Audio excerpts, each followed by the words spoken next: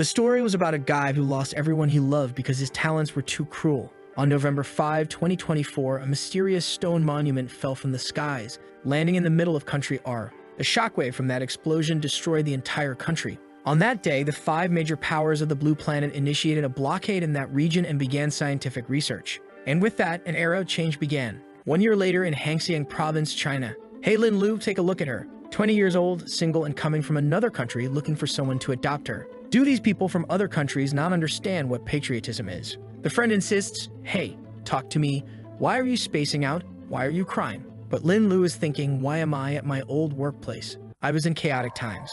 1 year after the monument fell to Earth, this place became a brutal game. Many people awakened different talents and extraordinary abilities. But on that same day, access to secret realms and waves of destructive monsters invaded the world. Humanity suffered greatly and tried to use their awakened powers to protect themselves. The world order was completely destroyed, and the only law left was the law of the jungle, where the strongest survive. To evolve my talents, I participated in countless battles. However, the enemies created ghost-level creatures and spiritual demon monsters. My brother, who had always been by my side, died in a cruel way trying to protect me. He sacrificed his life so that I could escape the secret realm. But the enemies were already waiting for me outside. All of this started because I refused to hand over the Ascension Crystal. I already knew that in chaotic times, weakness was the greatest sin. He asks the guy next to him what day it is today, and he replies that it's November 12, 2025, and asks, are you crazy, man, or did you drink too much last night? I've already told you, you need to take it easy. But Lin Lu is more interested in the information. Wait, November 12, 2025? That's 3 years ago, right on the day of the awakening. It's still morning, so there are a few hours before everyone receives their talents. Suddenly, a man in a white suit and tie arrives and says, Lin Lu, this isn't the first time I've caught you distracted during work hours. You don't align with the company's values and will be fired. Go to the finance department now and settle things. You don't need to come back tomorrow. The protagonist remembers immediately. This is Supervisor Wanshu Xiao. In the previous life, this bastard awakened a talent that turned him into a demon. He could exchange people's organs and limbs for resources to level up. With the power he gained, he created an illegal prostitution ring. I never imagined I'd run into this criminal again. The protagonist doesn't say anything and turns his back. The supervisor yells, huh, this bastard. He was raised by a bandit. I don't even know how he got a job in this company. The guys nearby agree and say, exactly, man, and he even went against your orders. He's getting too cocky. The bald guy next to them, however, says he didn't expect him to be so shy. But he just leaves without saying anything. Clearly, he knows the protagonist doesn't care about these side characters. But he remembers, in the previous life, I punched him right in the face at this exact moment. However, I ended up being taken by the police because of it. Everyone's awakening happened while I was in jail. Since I was detained for 10 days, I missed a crucial period, when everyone was just beginning to develop. My brother Long Zhengdong, who had been in prison for 15 years, was also released. And we 2 orphans with no home had to steal to survive. That's when our life began to improve. My brother got out before the end of his sentence because he awakened an A-rank talent. He always kept me by his side and protected me so we could increase our abilities together. Then a situation got out of control, and to protect a girl, I accidentally killed someone. That's when I discovered the secret of my awakened talent. I could steal the ability of any opponent I killed. You absorb the soul energy, and your F-rank talent has risen to E-rank. The problem was that my brother was a very stubborn guy. He didn't want me going around killing people just to steal talents. However, this made it so that I couldn't help much. And in the face of all the evil we encountered, I couldn't protect him, nor could he protect me. In the end, we both lost our lives. But I swear, in this life, I'm going to change everything I did. I'm going to make them all experience the hatred and fear I went through. If kindness didn't breed kindness, I'll handle things my own way. I'm going to be the most cruel, evil, and immoral person there is. I'll take full control of my destiny and use all the cruel people as fuel. I want to take the throne of invincibility. In the bathroom, Lin Lu of the Blue Star. Welcome to the new era. From today onward, Blue Star will open different instances in secret realms in various locations. Enter these instances and develop your combat talents. Congratulations, you have obtained a rank F talent, Plunderer. Effect: when you kill a living creature, you will steal 1% of a random attribute or 1% of a talent's ability or effect. Cooldown: 5 days. It's exactly the same thing I received in my previous life. As someone who has returned in time, I know the strategies for all the most well-known instances near Hangxiang. Inside a room, fully prepared with gloves and rope, Lin thinks, here he comes. From inside the room, he observes the supervisor talking on the phone, who says, don't worry, man, I awakened a rank as talent healing comprehension. If you follow me, we'll do really well. You got a rank D ability, that's not bad. We can form a company. Don't worry, after my awakening, what's that old man going to do? He doesn't even know he'll be a target of my talent, and I'll consume him with my healing. From behind the door, the protagonist comes with the rope and loops it around his neck, saying, Well, it's good to see you again, Inspector Wang. You're my first sacrifice after my regression. The guy drops the phone and tries to use the power of healing. This is the creature I can form with my special power. But the protagonist already says, unfortunately, you won't have time to heal. It's over. Time for the next Manhwa. You absorb the person's soul, and your talent has risen to rank E. The creature keeps healing the guy even after death, in a way, reviving him. And with that, he goes on killing and killing, rising from F to E, from E to D, from D to A, until finally his A-rank talent evolves to S, and Lin says, "Phew, that was worth it. Let me check my status." When you take a life, you can plunder one of the following. All attributes, effect talents, ability effects, or soul power. In my previous life, my brother and I fought hard, but I only managed to raise my talent to rank A. In this life, just a few hours after my awakening, I've already reached rank S. This is unbelievable. Let's see what the creation of form does. Come forth, my substitute. He called forth the Black Knight, solo leveling style. Substitute Black Emperor, rank S, strength 200. The normal strength of a person is 10. In addition, it has agility 200, intelligence 1, with lots of life and lots of energy. The only problem is it can only move 1 meter from the summoner. Emperor's power, strength steal. When you cause damage, there's a random chance to steal 1/5 of the enemy's attribute abilities. Lin thinks, damn, an S-rank summon is really powerful. This ability of his makes him strong even when facing powerful creatures. Substitutes produced by an S-rank talent have a maximum of 200 points in attributes, except for HP. SS ranks reach 400 and SSS ranks reach 600. The Black Emperor came maximized in 3 of the attributes. The weaknesses are that he's not very intelligent and not very fast. Besides, he can't move too far away. Anyway, it must be one of the most powerful creatures for close combat at the moment. Black Emperor, dispose of this body. Wang Zisho, in the past life, you became a demon by abusing your talent, didn't you?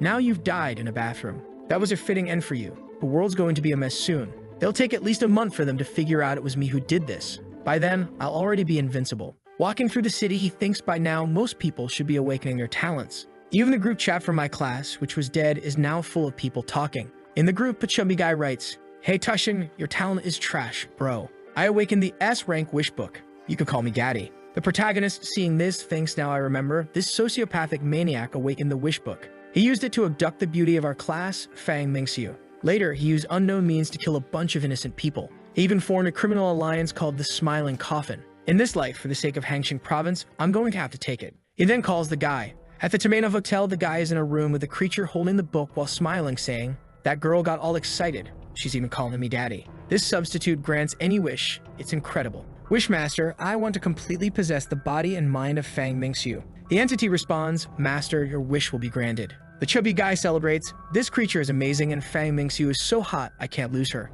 I've already sent her a message. Hey Fang Mingxiu, you there? I'm at Tomato Hotel, room 414. I want to talk to you face to face. Come here now and wear black stockings." The girl responds that she's on her way immediately. The damn otaku thinks this Wishmaster is awesome. As long as I use this right, I'll rule the whole world. At that moment, Lin calls him and says, "Hello, Liu Ming. What's up, man? I awaken an S-rank talent that lets me create a substitute. Yo for talking face to face." He responds, "So you awaken an S-rank talent too? I'm at Tomato Hotel. Come over. Can you make it here? Room 414. Lin says yes, and that he's on his way. But he's already thinking the guy is an idiot. Now I just need to figure out the secret of his talent and maybe use my Wishmaster to do something. 5 minutes later, Lin has already arrived. He opens the door, greets him, and asks, "Tell me, Lin Lu, what's the secret of your S-rank ability? I'm waiting for someone else to arrive." Lin says he'll tell him. The secret of my substitute is... Suddenly, the Emperor is already behind him and bam. He punches the chubby guy in the mouth, sending him flying, crashing into the wall, completely wrecked.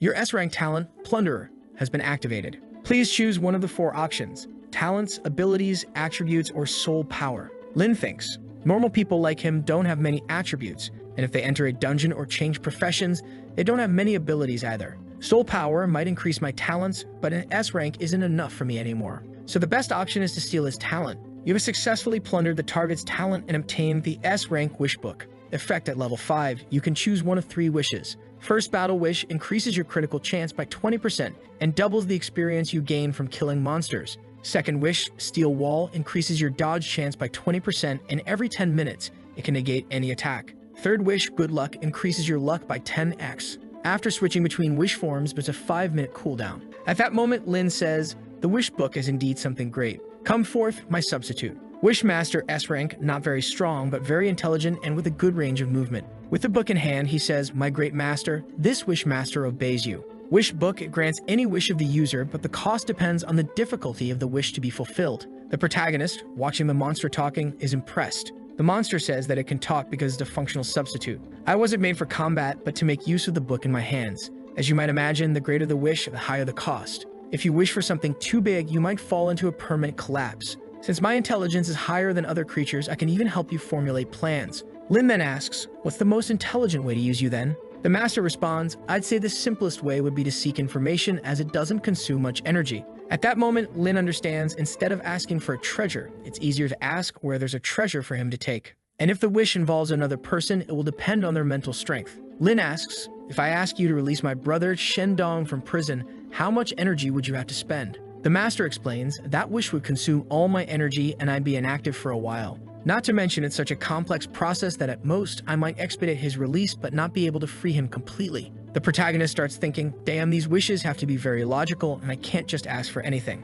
It seems like the best option now is to ask for information on other S ranks. The Emperor disposes of the body, and at that moment, Lin notices a watch on him. He then asks, Wishmaster, what do you know about my substitutes? Could their appearance be related to the person's abilities? The Wishmaster responds that yes, abilities and appearance are influenced by the essence of the user. The protagonist keeps thinking, the Black Emperor doesn't have any time-related abilities. Could it be connected to my regression? Well, never mind, I won't be able to figure that out right now. With enough power, solving any mystery in this world won't be hard. After these questions, the wish talent is on cooldown, so I'll go explore some realms. As he climbs the stairs, look who shows up, the high-density girl that the chubby guy called. Now let's see, is Lin going to humiliate or forgive the poor girl? Suddenly, the girl snaps out of the wish's influence and thinks to herself, my god, why did I send such stupid messages to that disgusting fat guy?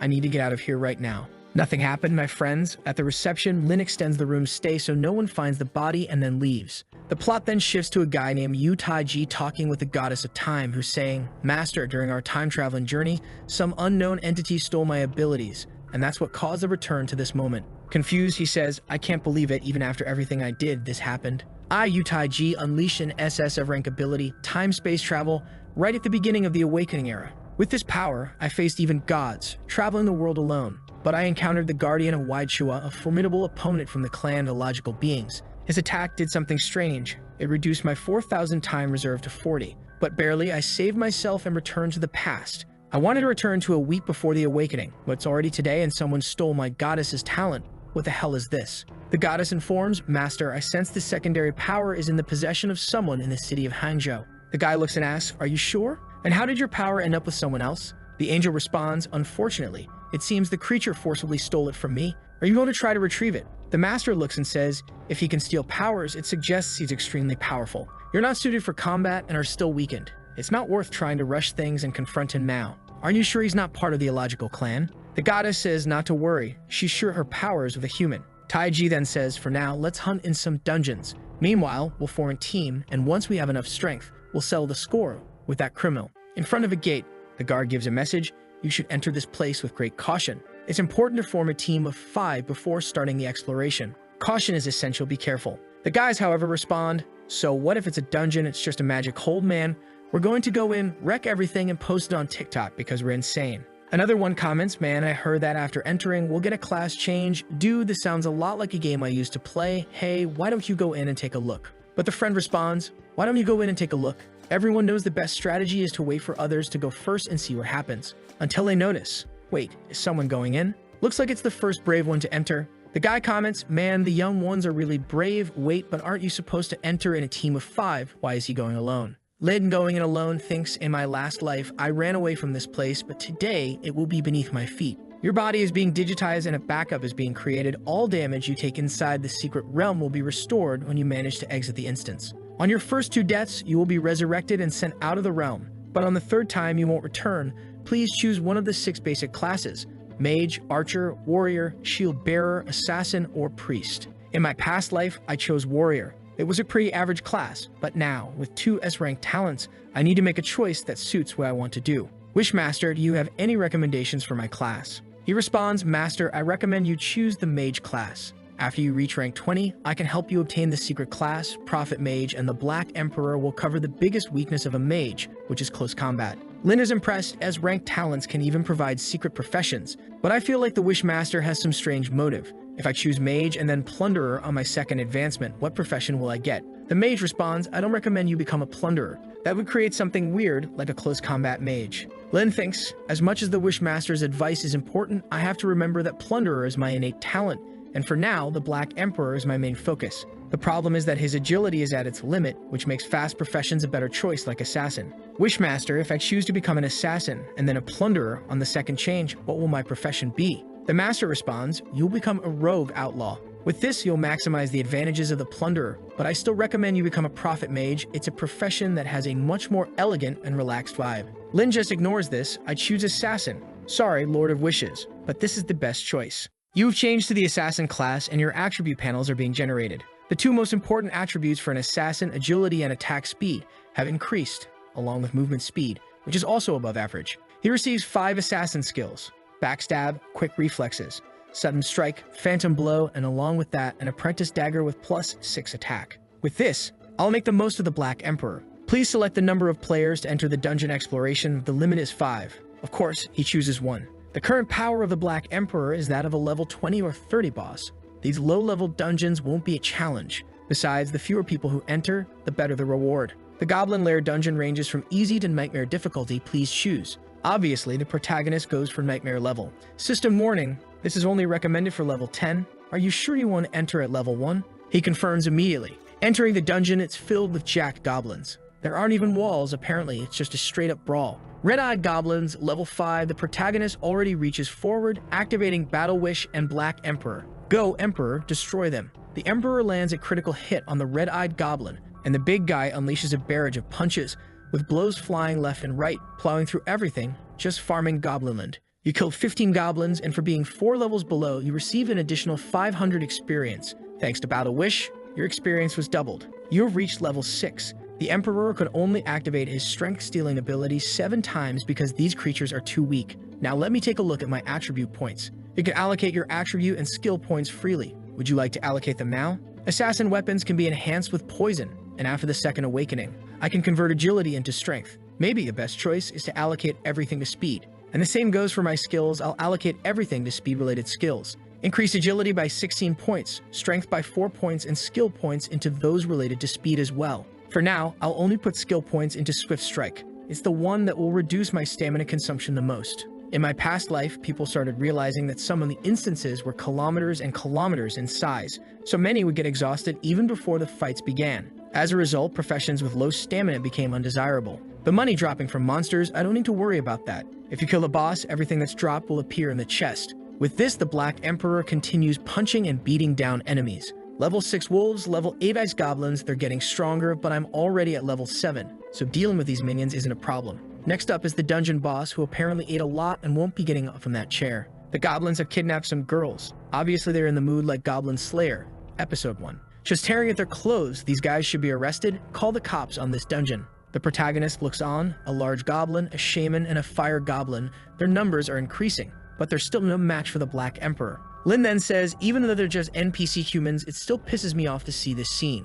With that, he orders the Black Emperor to attack, and the punches keep flying. The guy is seriously overpowered, but soon there will be creatures even he won't be able to handle. The shaman goblins start summoning skeletons. The protagonist charges forward with the Black Emperor covering him with his speed and agility, already face to face with the monsters. As he reaches them quickly, the Emperor is right behind, landing a perfect hit. Only one is left, and he commands it to come at him. Come at the Black Emperor, that is, you sly dog. The Emperor throws another punch, and the goblin's blood sprays out like ketchup. The creature falls to the ground, and Lin even says it was too weak. But good goblin is a dead goblin. You've killed a total of 83 goblins, including the wolfskin goblin, the large goblin, the shaman, and all the others. A total of 9,700 experience points, and with that, you've advanced to level 9. The creatures begin to disintegrate, the coins gather, and congratulations for clearing the dungeon. The treasure chest is being generated. The protagonist activates the Wishmaster's effect, asking to increase his luck by 10x. Since he entered alone and was at a lower level, the chest generated is SS rank.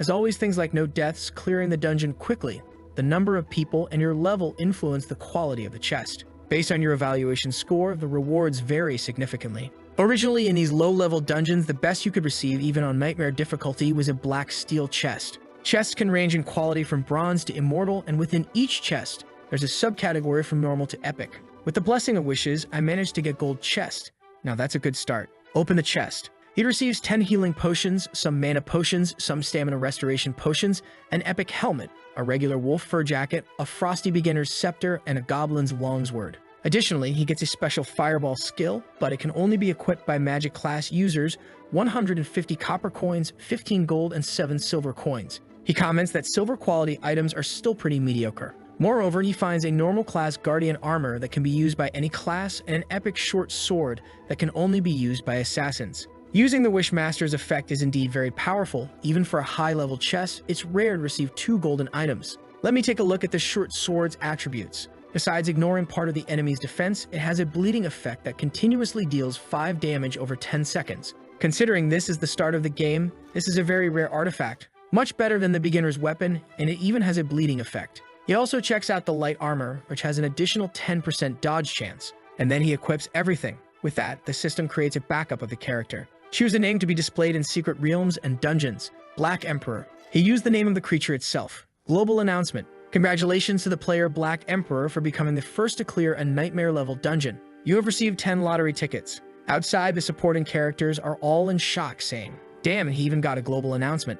Black Emperor. How did he already clear a nightmare dungeon? The girl is already wondering if he's good-looking too. The guy with the Goddess of Time is just watching this. Damn it, how did this guy already get something like that? In my past life, this announcement happened much later. The guy asks the goddess, "Are you sure the timeline hasn't changed?" She responds, "Yes, master. When you go back in time, the person returns to their body, but without memories unless they are the bearer of the power." There are 2 possibilities. Either this is a really weird coincidence, or this Black Emperor stole your power in the future and came back to clear this dungeon. But my power doesn't increase physical strength, so how is he clearing the dungeon alone? He replies, "That's something I don't know either, but either way, we need to find him as soon as possible. If his growth speed surpasses ours, he could become a problem." The protagonist is already holding the Genshin Impact-like wish system in his hand. In my past life, after 3 years of hard work, I could only use it 5 times and got a Diluc on the Wheel of Fate. At that moment, he immediately summons the Wishmaster and says he needs to ask something. The spirit responds, "I delight in serving you, my great master." Lin explains, "I want you to help me analyze the best time to use these wishes." The Wishmaster congratulates him on obtaining the tickets, saying that he can receive items ranging from SSS to F rank. Many of these items can only be obtained from the Wheel of Fate. Items that can extend your lifespan, create a copy of your own talent, enhance your talent levels, increase your energy, and magical crystals are all very rare. Of course, the probabilities vary greatly, and an SSS item has a 0.01% chance. So even with your luck increased by 10 times, you might not get any S-rank items. The protagonist asks what happens if he uses a wish for luck to guarantee that he receives an SS item. The Wishmaster responds, "To give you an SSS item, I would need to sleep for 6 months, and then you would receive an SSS item after 6 days. An SS item would cost 190 energy, and an S item would cost only 10 energy. Lin thinks putting the creature to sleep for 6 months would be a huge disadvantage. I need him to identify people's abilities and find out whose talents I can steal. For now, an S-rank item is the best option." He asks about getting 2 S-rank items, but the Wishmaster says that won't work. That would require 110 energy. Lin responds, "Alright then, increase my chances of getting an S-rank item or higher." The Wishmaster instantly responds, "Your wish has been granted." And with that, the ticket is activated. A bright light explodes and a clock appears spinning rapidly. At the right moment, the protagonist stops it and the 10 items are rolled. Various crystals of ranks D, C, E, and F appear, but among them, a rare S rank extreme crystal. These crystals increase energy and strength for a short period, which is quite good. The only SS item I got was this crystal. Lin breaks 2 crystals, which allows him to inherit an additional 3% plus 1% of the value of this instance. He throws 2 crystals to the Black Emperor, who crushes them. With this enhancement, the creature's range has increased by 6 meters. There are still Ascension crystals and Rage crystals, not to mention that the longevity pills can be taken outside. I still have these 2 here. Who should I give them to? The Wishmaster is practically drooling. "Great master, I suggest you give them to me. That way, you won't have to worry as much about energy." Lin agrees and hands them over. With that, the Wishmaster's energy recovery has doubled. Unfortunately, I can only extract 4% of the values from this place. Without a spatial crystal equipped on my body, I can't take anything with me, but that's okay. I've already strengthened myself quite a bit, 1 step at a time. With that, he leaves the place, and outside, everyone is commenting. "Damn, it's really hard, man. I've already lost a few resurrection chances. I shouldn't have entered." Hearing this, Lin thinks, "For now, no one really knows what to do. I need to take advantage of this to develop quickly enough to stay far ahead of everyone else. Now I need to go to the Sky Tower dungeon and claim the first clear achievement. The level in that place is infinite." In front of a blue pillar, people are discussing forming a team. Anyone have a little sister to form a team? Anyone here need an archer? One of the guys next to the protagonist says, I heard the person who got the farthest reached level 8 man. Lin stands before the Ascension Tower, the Sky Tower, knowing that in this place, every time someone advances 10 levels for the first time, they receive a ticket. I need to speed up. Then, the greatest danger in a man's life calls out to Lin. Hey there, handsome, want to form a group? The protagonist, all Sigma, just keeps walking, thinking, why would I form a team? This chick would only slow down my progress. He's already inside, just ignoring her. He thinks, even with these weak creatures, you still get 4 experience points at level 1. This tower is very beginner-friendly. Now come on, Black Emperor. It's time to work. The Emperor arrives with a barrage of punches. Even Lin joins in, and within 20 seconds, they've cleared the first level. And because it was the fastest clear, his name will be recorded. On the second floor, there are some dogs, some jacked wolves. Once again, the Black Emperor handles it. A notification window pops up for the players saying he cleared the second level in 30 seconds, the third in 40 seconds, and the fourth level in 52 seconds. Outside, people are baffled, saying, this Emperor is too fast, but no way he's doing this alone. Who is this guy? Meanwhile, the protagonist is already at the door of the 10th level. Attention, upon entering the 10th level, you can only exit after clearing the area or dying. I remember in my last life, the first person to clear level 10 was Leo Xiping, but now that I'm here, I'm going to claim the level 10 and level 20 achievements. Facing the level 10 kobold boss, the creature charges at him with a sword, but Lin manages to dodge just in time. Taking a direct hit from this enraged beast wouldn't be a good experience. Lin thinks as he calls in the Black Emperor to face the creature head-on.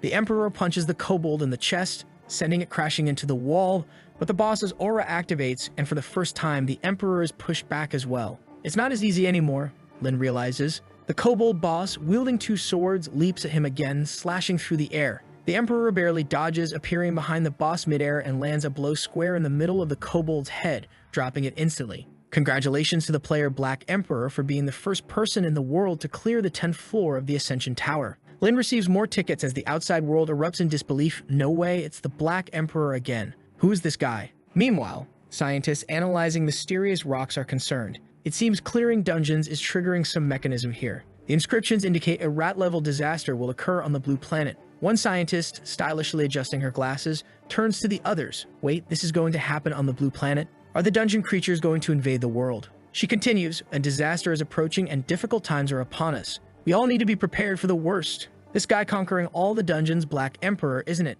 Can we find him? Meanwhile, the protagonist is busy with his Geisha system, hoping for something good. Finally, he pulls an S-rank item, his space crystal.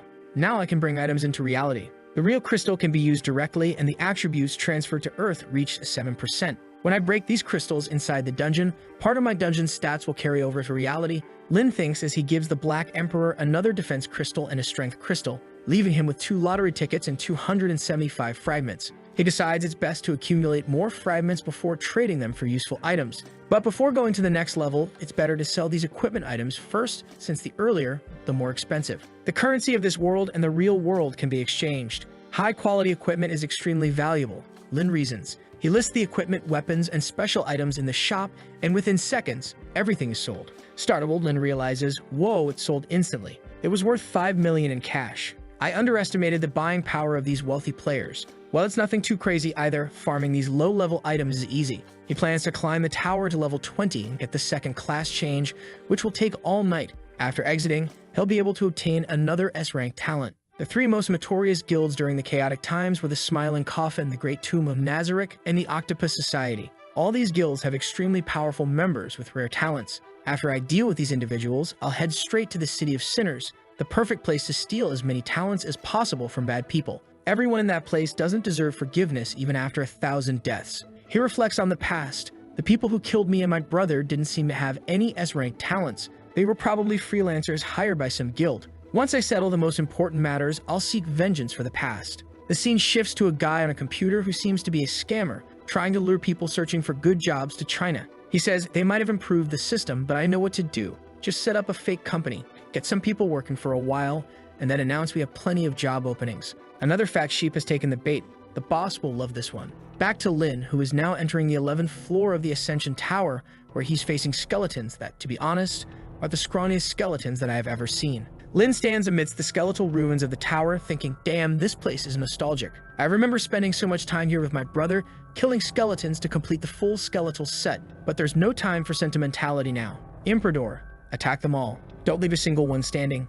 Give them a JoJo-style beatdown. The Black Emperor charges, delivering a flurry of punches to the skeletons, reducing them to dust. Fast forward to level 17, where Lin encounters the skeleton commander. The commander thinks he has a chance because Lin is only level 13, but he's swiftly taken out by a perfect assassination strike from behind. With 3 years of combat experience from my previous life, these lower floors posed no threat, Lin muses. Within 8 minutes, he's standing on the 20th floor, face-to-face with the skeleton Lord Tedemir, a formidable foe with 2 abilities. Shadow Summon, which brings forth a legion of skeletons when he draws his sword, and a crushing sword strike. Tedemir raises his massive sword, summoning over 200 skeletons. This floor is way tougher than the previous 19, Lin notes. The skeleton army charges, but the Black Emperor meets them head-on with a powerful punch. Now surrounded, Lin realizes this is the quickest way, but it's risky. You know what? Come to me, Wishmaster. I want the Black Emperor to deal critical damage until the skeleton Lord Tedemir is defeated. The Wishmaster appears with his book, Great Master, your wish has been granted. Even Lin is surprised, can I really make a wish like this? The Black Emperor is now surrounded by a critical aura, confusing even the boss. Lin commands, go for it, Emperor. The Emperor closes in on Tedemir, who suddenly disappears in a cloud of smoke. Where did my Emperor go? Lin wonders.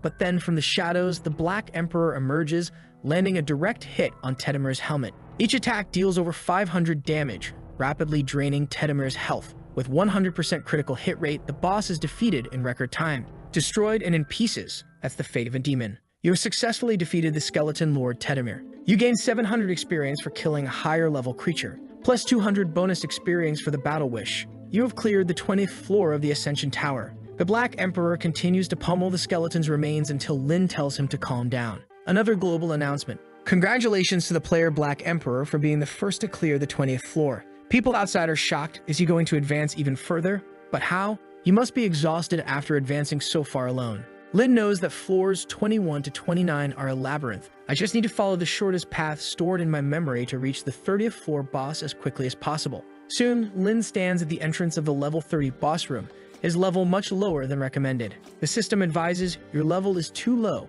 It's recommended you return another time. But Lin laughs, this system is amusing, giving me suggestions, and enters. The boss is the Minotaur King, towering over Lin with his massive hammer. Level 15. Foolish human, do you know what you're about to face? Lin responds, your palace is actually a giant trap, isn't it? The Minotaur, confused, shrugs it off, whatever. Black Emperor, go now. The Minotaur swings his golden hammer and the Black Emperor barely dodges the earth-shattering blow. Lin thinks based on my past life's experience, it's unwise to rush from floor 21 to 29 through the labyrinth. The monsters you avoid might be summoned by the king. The Black Emperor strikes from above, but the Minotaur tries to catch him, narrowly missing as the Emperor slips away. Lightning crackles as the Minotaur smashes the ground, setting off a chain reaction. In my past life, countless players lost to these traps, but I know the right plan, Lin says. He calls the Wishmaster again, asking for critical hits for the Black Emperor. The Emperor lands a perfect blow to the Minotaur's eye, then another to its mouth, delivering a barrage of punches that drains the boss's health rapidly.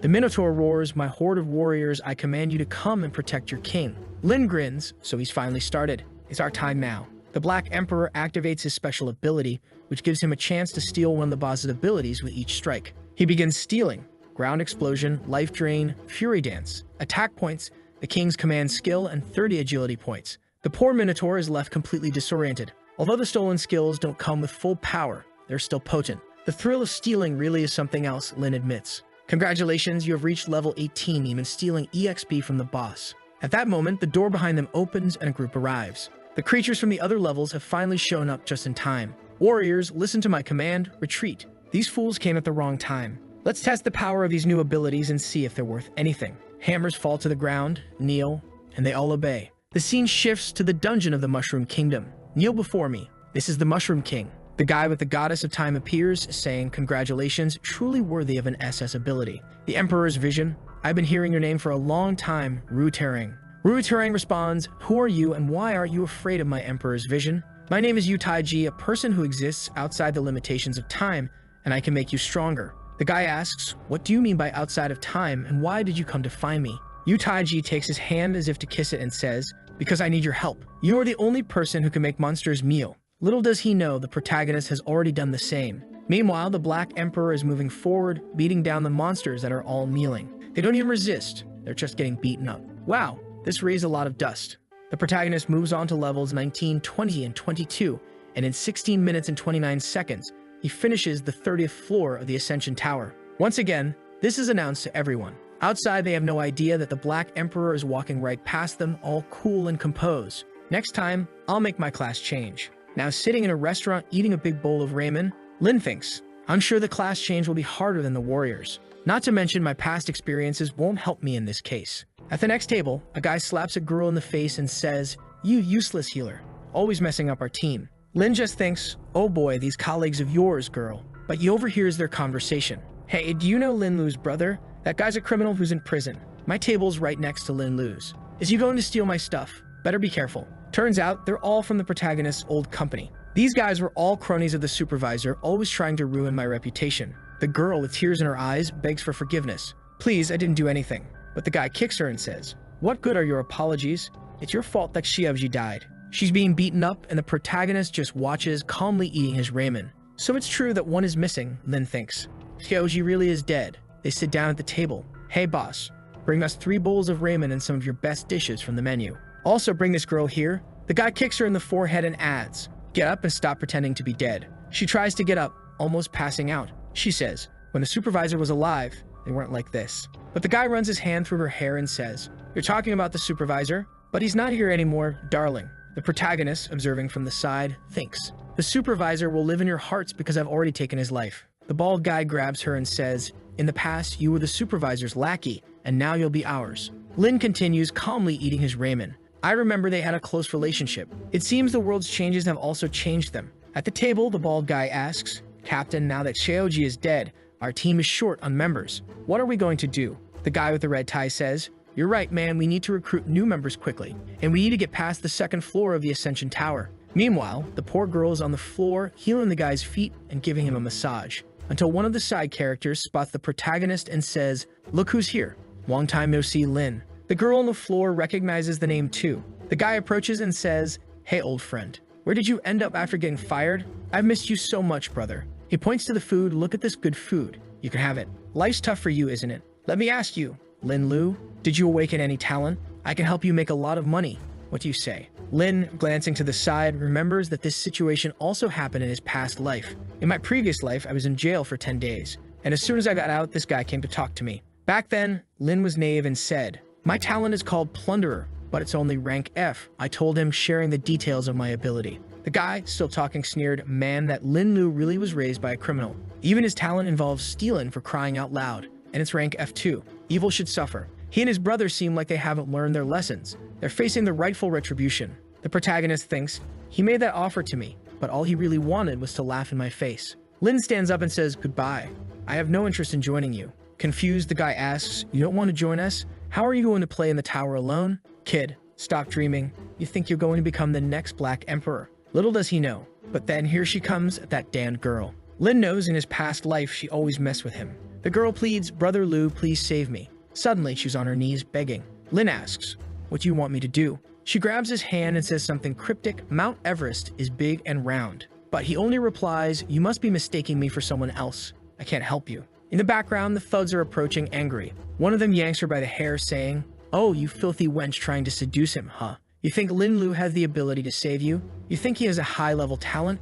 I doubt he has anything better than I do. The bald one adds, these guys and their brother were just a couple of beggars. What kind of talent could they possibly awaken? If I had known the Wen family would favor criminals, I would have gone and stolen something too. But then the guy says something he shouldn't have. Maybe I'll also develop a romantic interest in Wen Wuxi. Now he said something that the protagonist didn't like because Lin looked at him and warned, I advise you not to say that. But the side character is relentless and retorts, say what? You and your brother have always lived off others and are just a couple of petty criminals. You're deluded if you think you deserve anything more in life. Our boy is almost ready to summon the Black Emperor, but he relaxes just in time. One of them says this kid doesn't know that times have changed. Let's show him what the law of the jungle means. Perfect, I brought some stuff from the dungeon that I've been wanting to test on him. These fists that we enhanced in the dungeons are lethal. He moves to punch the protagonist and says, if you don't want to die, kneel and call me daddy. As his hand swings towards Lin's face, it looks like Lin is about to get hit, but he's the one who lands the punch. He stops both of them easily and says, I've lived by the law of the jungle far more than you two have. The girl is already falling in love. When she was trying to seduce him, the artist was more excited. Now she's all beaten up again. The boss thinks, Two useless idiots.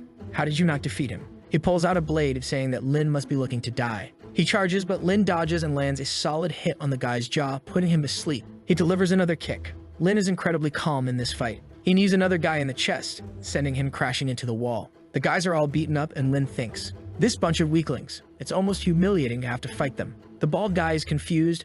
How is Lin Lu this strong? What level of talent did he awaken? Maybe at least S rank. What do you think about joining him? It seems like a good idea. Brother Lu, do you need more members? We're willing to throw our dignity away and do all the dirty work for you. Lin replies, I already said I don't want to form a team, but you just don't believe me, do you? But there's a suspicious-looking guy watching everything from above. Brother Lu, please forgive us, man.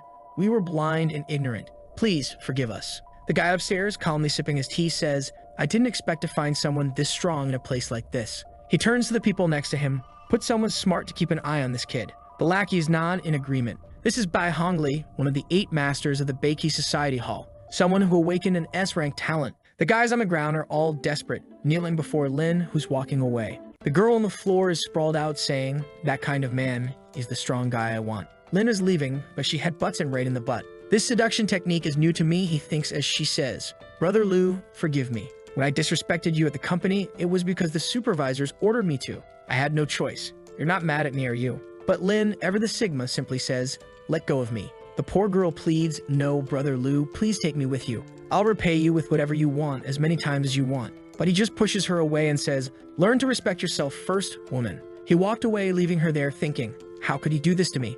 I was the flower of the company, and I wanted to work with him. The guys behind her start mocking her. Oh, me, you think you can seduce anyone? In Brother Lu's heart, there's already Wen Yuxi. You don't stand a chance. She glares at them, furious. What do you mean? I'm way better than Wen Yuxi. But they just respond, you're not even good enough to carry Wen Yuxi's shoes. She's not happy and activates her aura. But then the guys activate theirs too and say, Lin Lu's already gone, you know. You better watch what you say. Meanwhile, the guys who got beaten up are struggling to stand, stumbling around. Damn it, Lin Lu wrecked me. Seeing that they're all messed up, Xiaomei sees her chance for revenge. She slaps one of them across the face. This is for the way you treated me. The guy tries to retaliate, but she slaps him again. You want to fight back? You want to die. Up above, the psychopath watching says, damn, she hits hard. I like it. One of the lackeys suggests, let's recruit her for the guild boss. She could beat you up all the time. He considers it, maybe that's a good idea. We could use more women in our guild, and make sure to gather information on that guy who just left. It'll be easier to manipulate and blackmail him if we know some of his weaknesses. Alright, boss, I'm on it. The girl, having just beaten up the 2 guys, declares, I'm going to put you under my feet too, Lin Lu. Suddenly, a man with glasses approaches and says, excuse me, miss, have you heard of our Beiki Society? She asks if that's the famous guild. He responds, yes, our guild is interested in promising players. Would you like to join? All excited, she agrees, thinking, Lin Lu, just wait and see what I'm going to do to you now that I'm in a big guild. She signs her name and he says, from now on, we're family. So tell us, Miss Kim, who was that guy who left, and what's your relationship with him? He seemed pretty rude. She puts on an Oscar-worthy performance, saying he was a friend from work, but he deceived her feelings and betrayed her. The man asks, does this guy have any weaknesses? Something that could help you in your revenge? She thinks for a moment and says, I know his weakness. It's a woman named Wen Yuxi. Meanwhile, Lin is casually walking through the city, but he's being watched by a peculiar guy. On the phone, the guy receives some news. Did you hear? Our boss hired a girl. He really knows what the brothers need. The protagonist, who's no fool, has already noticed he's being followed. Why is this guy following me, and what's his background? The guy on the phone hears something else. They reveal the weakness of this guy. It's a woman named Wen Yuxi. Looks like our boss is planning to control Lin Lu by kidnapping this woman. After you determine Lin Lu's next move, we'll investigate this girl. Lin, who was walking ahead, suddenly pulls a Michael Jackson move, spins around, and comes face to face with the guy, thinking, I want to see who's bold enough to follow me. As he passes by, our boy thinks, I've seen this guy somewhere before. I don't remember his face. The guy, completely lost, bumps into the Black Emperor and immediately takes a punch to the mouth, smashing into the wall. Lin asks, now tell me who sent you. The guy, all messed up, says, brother, you've got the wrong guy. But Lin responds, just passing by. You've been following me since I left the ramen shop. Lin grabs the guy by the ear and realizes, so he's from the Beiki Society. But something's off. The Beiki Society shouldn't have appeared this early. He pulls the guy's face close and says, I'll give you one last chance to tell me why you were following me. But the guy insists, I already told you, man. I was just passing by. You've got the wrong person. Lin stares at the guy, thinking the assassins from the Beiki Society have always been known for never revealing secrets. It looks like interrogation is going to be a waste of time. With that in mind, Lin calls out, Wishmaster, appear and do your job. The Wishmaster materializes and asks, "What are your orders, Master?" Lin responds, "I wish for him to reveal the purpose of following me." "Master, your wish has been granted," the Wishmaster says. The guy immediately starts spilling everything. "My name is Sun Lang, an assassin working for Bai Hong Lai. We captured a beautiful woman from that shop." Lin is confused. "Captured Xiao Mai?" The guy confirms, "Yes, she provided some details about you. The master of the hall ordered me to investigate you and then to investigate a woman named Wen." Lin still can't grasp why the Beiki Society would capture Xiao Mai. The guy continues, "Wen you see is your weakness. The master said he would use her to threaten you and turn you into one of his subordinates." Lin feels a cold sweat and thinks, "Xiao Mei, you wretch. How could you do this to me? In my past life, during the 3rd year of the disaster, Hong Lai killed Wen's sister. To avenge her, I didn't hesitate to take every risk. Unfortunately, Hong Lai was killed by monsters, and I never got my revenge. But it seems that in this life, I'll have to kill him myself." Lin then commands the Black Emperor, "Get rid of this fool's body. Throw him in the trash." He then asks Wishmaster, "If I ask you to make it so that no one from the Beiki Society can harm Wen, how long can you protect her?" The Wishmaster responds, "Unfortunately, with my current power, only 24 hours. Lin, now determined, says, "That's enough time. I'll make sure to kill Hong Lai without any issues. First, I need to complete my class advancement. 24 hours will be sufficient. Wishmaster, protect her for 24 hours. "Certainly, Master. Your wish will be granted." With that settled, Lin declares, "Now it's time for me to head to the 2nd level of the Secret Realm." At the Secret Realm's Assassin Alliance, the area for advancement is still quite deserted. He was wondering what he would find inside and hoped that everything would go well. As soon as he crossed the portal, he was surprised. A white-haired guy welcomed him and asked if he was interested in learning high-level secrets. His name was Desmond Miles, and he was the assassin's instructor. Our boy got excited because it seemed like he would be a simple NPC, the kind you would only have to do a few missions for. But the guy immediately sent him to the Snowy Peak to kill 30 creatures and a boss. The creature was called Penguin King, and our boy said he was on his way. He hadn't been with Desmond for even 5 seconds and was already buried in the snow when suddenly something stepped on his back. He turned to see what it was and found a level 20 black snowman on his back. Our boy was impressed that it had been a stealth attack, but he immediately called for the Black Emperor, who easily blocked the attack. He knew that for the assassin quest, he would need at least 30 items from these creatures, so he ordered the Emperor to finish it off, who struck it in the neck, knocking the monster to the ground. It was much easier than he thought, and thus he received the first item. He told the Emperor that this was exactly what they came for, and then went to retrieve the creature's horn. However, at that moment, the two were surrounded by a multitude of creatures, and some of them seemed to be transforming into a Yeti. Then the boy began to draw his sword and said that the real fight was about to begin. The Emperor charged forward, and our boy warned him to pay attention to the attack because these creatures have intelligence.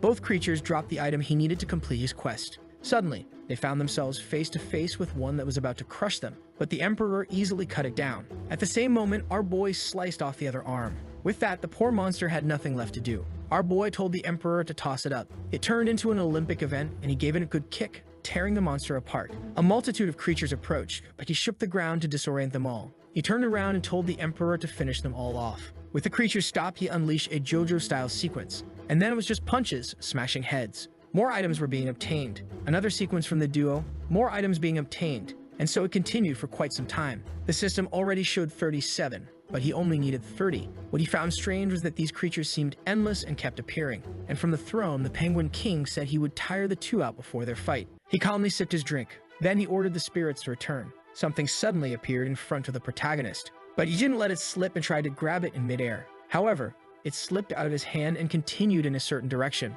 Above the Penguin King, a spirit bomb formed, and he ordered the soldiers to be reborn. The crystals returned toward the protagonist. They hit the ground and created a cooling effect. From it, the black snowman emerged. However, our boy already noticed that something was coming from a certain direction. Now it was clear why he wasn't able to finish this. At that moment, he ran past the creatures and told the Emperor to follow him, and the two ran in the direction from which the crystals had come. Our boy was like a princess on the monster's shoulder, and the penguin was ordering the creatures to catch up with the two. But our boy already asked the Emperor to throw him to the top of the mountain, and immediately he obeyed. In midair, our boy drew his buff dagger. "My son, this boss seems easy," because he went straight to the main base, and immediately obtained the Penguin King's item that he needed. With that, the other creatures disappeared, and he realized it was the end. The next scene showed him back with Desmond, saying he had brought all the items he asked for. The guy said he could choose between 3 ordinary assassin classes: the Rogue, the Windrunner, and the Dark Apostle. However, he could try to obtain secret classes. Our boy says it's obvious he would because that's what he's here for. Desmond warns that if he chooses this option, there's a chance he might die. However, the excited protagonist says he's willing to take any risk. The guy laughs and says he likes that impulsiveness in him. Our boy knows that in his past life, several people managed to get the secret class, so it shouldn't be that difficult. But the guy says it's too late now, and there's no way out of it. He's going to send the boy to the void region where the test will begin, and he tells him to feel free to choose. At that moment, the protagonist wakes up in the middle of nowhere. He seems unable to notice anything around him. It's as if he's in an endless void, which makes sense with the name. However, it's not so empty after all because the fool stumbles. And with that, a laser appears in front of him. In fact, several lasers appear around him in various regions. He approaches a red laser to see what happens. That laser grants the class of Fugitive, and he remembers that this is the one recommended by the Lord of Desires. However, he's curious about the other two. The blue one is the Shadowless class, and he saw that it seemed stronger, with better specializations than the other. He imagined that the color of the pillar signified the quality and rarity of it. This means that the golden one surely had the best. He went there and made contact. With that, the Swordstorm Master profession was revealed as a legendary profession. It had much higher stats and better skills. Not to mention, he hadn't even heard of anyone getting something that powerful in his past life. If he could get a class like that, dealing with that society wouldn't be so difficult. The question that remains is why the Lord of Desires was hiding this from him. He orders him to leave, and Keith presents himself immediately. He asks why the Lord was lying, feeling a bit embarrassed and angry that the boy is so smart. However, embarrassed, he says he would never have the courage to lie to the boy. It's just that, in his judgment, the outlaw class was the safest choice. The protagonist asks what he means by that. The Lord of Desires then shows him the compatibility and success rate he has with that profession. Our boy really thinks that 1% compatibility is very low. The Lord then showed the same stats, but for the Shadowless class. He then wanted to know what was so special about the Fugitive class that made him so confident. There the rate was 98 with 89 compatibility. Our boy says it seems like he's right, and the Lord thanks him. However, he then says that he doesn't feel like choosing the safest option. He had to choose the class with the best return. Confused, the Lord wanted to know why he would do something like that. However, he just grabs the Lord's shoulder and says that from now on, he will help him make choices and never make a decision.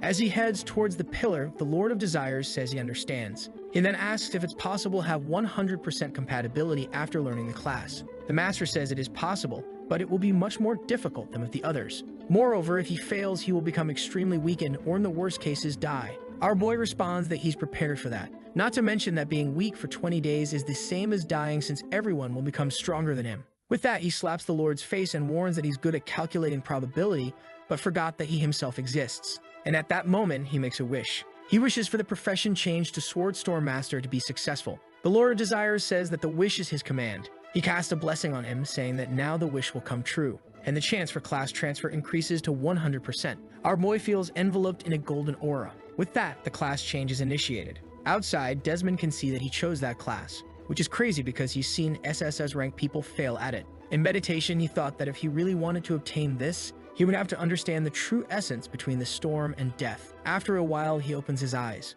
Someone says he should be loyal to the wind, and also loyal to the sword, but above all, loyal to the heart. He would have to be the person who is always on the verge of death, but still never fears it. He should carry the sword as if it were his own heart and listen to the sound of the wind, because if fast enough, the sword and the wind are the same thing. In the Blade Storm class, the more times you cut, the fiercer the cuts become, and only those who face obstacles head-on can grow stronger. It is the only assassin class that never flees from combat. Outside, the Lord of Desires tells him to return soon. He was running out of energy and was about to fall back asleep. As soon as he finishes saying this, he begins to disappear. However, our protagonist says that now it all depends on himself. He starts to feel dizzy and tired, and his body falls onto the platform. Outside, his body also seems to collapse. It seems that Desmond doesn't care about him, leaving the boy face down on the ground. He stays there, collapsed, unable to do anything. And Desmond says that indeed, this is the price of arrogance. The rankings show that several people are finally reaching their first and second ascensions. Desmond laughs, saying that if the boy had been less arrogant, that title would have been his. Meanwhile, the protagonist tries to get up. The guy asks if he's still alive, and our boy says that indeed he is still number one. Desmond, startled, questions whether he really thinks he managed to pass the legendary test. At that moment, he takes a stamina recovery potion, and the guy finds it strange that he has something that good. He asks if he really passed the test depending on potions. Our boy just gives a little smile. However, Desmond keeps insisting, telling him to answer already. Our boy just asks if he doesn't feel a bit warm, and the cigarette he dropped on the floor now starts to burn the carpet. While he tries to put it out with his foot, Lin calmly walks out, thinking that there's no time to be chatting with this guy. He has to kidnap by Hong Li as soon as possible. Outside, it's already night. The class changed to 5 hours, and he has to kill this guy and at most 19 more. At that moment, he clicked to see the 4 messages he had received. It was for Kinnick Xiaomei, thanking him for everything he had done and saying she wanted to invite him for a warm dinner. However, he knew that this sneaky girl would never be that honest, so it must be something arranged by the Baki Society. But since he's really eager to take down these guys, maybe this is the perfect chance. Actually, Aomi is using the secret horse technique to recruit some guys to kill our boy. Then she receives 3 messages. Lord Tang stands up, but she says she has one more secret move and tells him to sit back down. However, he's more interested in the message Lin Lu sent about a place where he wants to meet her. Tang says she can show him those moves later and tells her to get up quickly. This girl was so motivated that she was furious she wouldn't be able to show off her techniques. In front of that table from the very beginning, it said that the rat disaster would start in 24 hours. The old man warned the blonde guy to notify all the countries that a disaster might be approaching. Meanwhile, in another region, Lin Lu was observing the moon. He received the news and knew it was exactly like this in his past life. However, he then noticed that this time it was happening 5 days earlier than usual. He knows that in this first disaster, the monsters will be between levels 1 and 20. Additionally, there will be several insect-type creatures that will give 4 times more experience points. Of course, for the non-awakened, the world will become a catastrophe. Back then, he couldn't help those he loved and in fact only made things worse. But this time, he will finally be able to protect them. When he was younger, he always lived in confusion, and his sister taught him many things. Even though he and his brother had stolen things from her family, after they understood what had happened, they forgave them. She always teased him for being so small, and he knew that in the most important moments of his life, she was there to congratulate him, like when he graduated from college. In all the important moments, his sister was there for him. But when she needed him the most to protect her, he wasn't there for her. So this time, he will take revenge on Bai Hongli. A car approaches on the road. Inside are the movement expert and Lord Tang. At that moment, he receives a message. He calls the guy Kagao's, but it seems to be Bai Hongli, and he says what he wants. Xiao Mai is impressed that even the guy she likes so much seems to be afraid of this person. He informs him that the test will begin next month, and he says it's fine. The guy says they awaken an SS ranked person, and everyone's goal is to gather crystals for this guy. He just agrees while thinking that this damn Miyamoto Musashi is stealing everything that should have been his. Princess Yoshiko was supposed to be his, along with the entire future of the Baki Society. Before that day comes, he will need multiple crystals, and people like Lin Lu need to become his miners. He tells the girl she has to do everything to bring Lin Lu to work for them. She says not to worry, that she knows exactly what tricks to use. Of course, he says he knows those tricks of hers very well. When our girl was lying on the beach, she approached, confident that if she could take down Lord Tang, she could take down Lin Lu. With that, she came running and shouting for Brother Lu. She screamed that she had arrived and threw herself at him, but he just stepped aside, and she fell flat on her face. She turned around and said that fall hurt a lot, but at that moment he ignored her and asked where Bai Hongli was.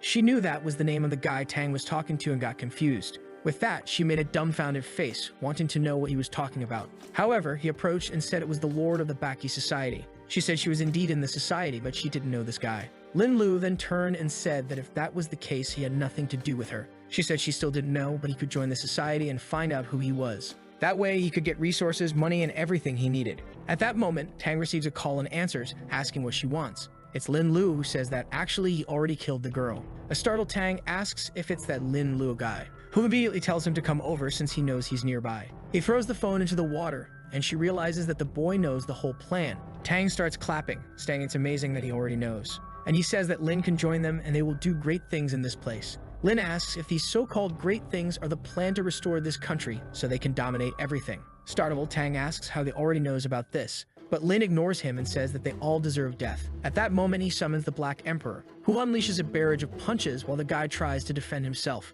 He tells Princess Kaguya to retreat because she won't be able to withstand it. The monster, who apparently has airbag protection, says she understands. The Black Emperor merely lands a blow, but she leans back, dodging it. He launches another attack, but she blocks it with an umbrella. Lin Lu is impressed that she can actually hold off the Emperor. At that moment, he says she may be strong, but he just needs to take down Tang. The guy laughs, saying that if he can't kill her, it's impossible for him to die. At that moment, Lu realizes that he won't be able to hide his strength if he wants to kill this guy. While Tang is worried because his princess has already lost a lot of energy. This had to be a quick fight for both sides. He orders the princess to switch to blade technique and finish it faster. However, our boy simply made a wish that the next attack would be impossible for Tang to dodge. With that, the princess attacked, but the emperor dodged. Tang sees the strike coming at his face and wonders how he'll dodge it. He orders Kaguya to attack the protagonist as well, thinking that whoever is faster will win. With that, they pass each other. But the emperor's attack lands squarely on Tang's face, throwing the fool to the ground, completely battered. The princess leaps towards Lin Lu.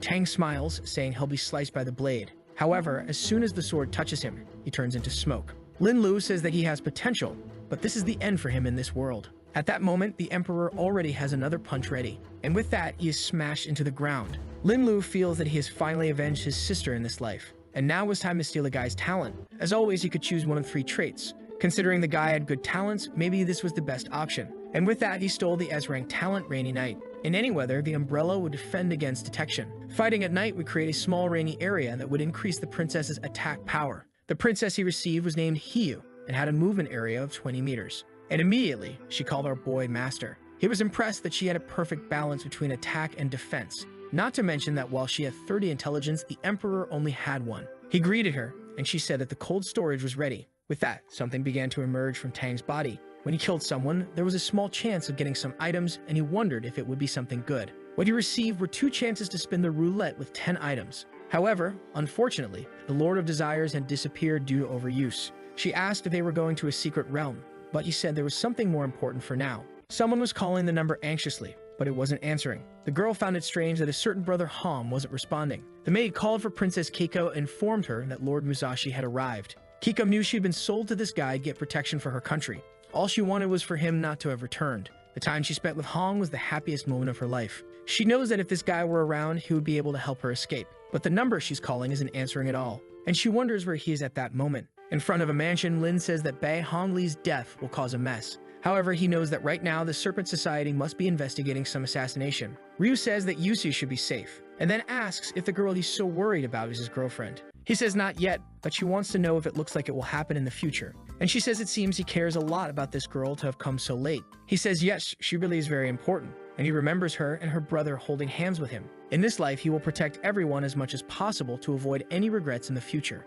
And with that, he tells the princess that they need to go. She asks where, and he says they are going to the sanctuary forest to level up as quickly as possible. The scene changes to him in front of the crystal, saying he wants to enter. The guy says that only level 30 people can, and our protagonist says he knows very well. The guy then says he'll have to show his information. He just shows the Black Emperor card, and the guy on the right recognizes him as the person who dominated the announcements. He asks if he can go in that case, and the guy says yes. However, the chubby guy, seeing that he's with a girl, tells him not to try showing off just because he has a hottie by his side. Our boy ignores him, and he thinks the kid is going to screw up trying to show off for the princess. What the guy doesn't know is that, actually, she's the one killing everything inside. Again, the girl's name changed to Princess Kaguya, and now will stay that way forever. She's easily cutting down all the creatures in the dungeon. Our boy is taking the opportunity to level her up as quickly as possible, while he and the Black Emperor are resting in a corner. Shortly after, she says that all the creatures in that area have been eliminated. Lin stands up, saying that this is perfect. He explains that in this place there is an elven field, and their mission is to protect the elves from incoming attacks.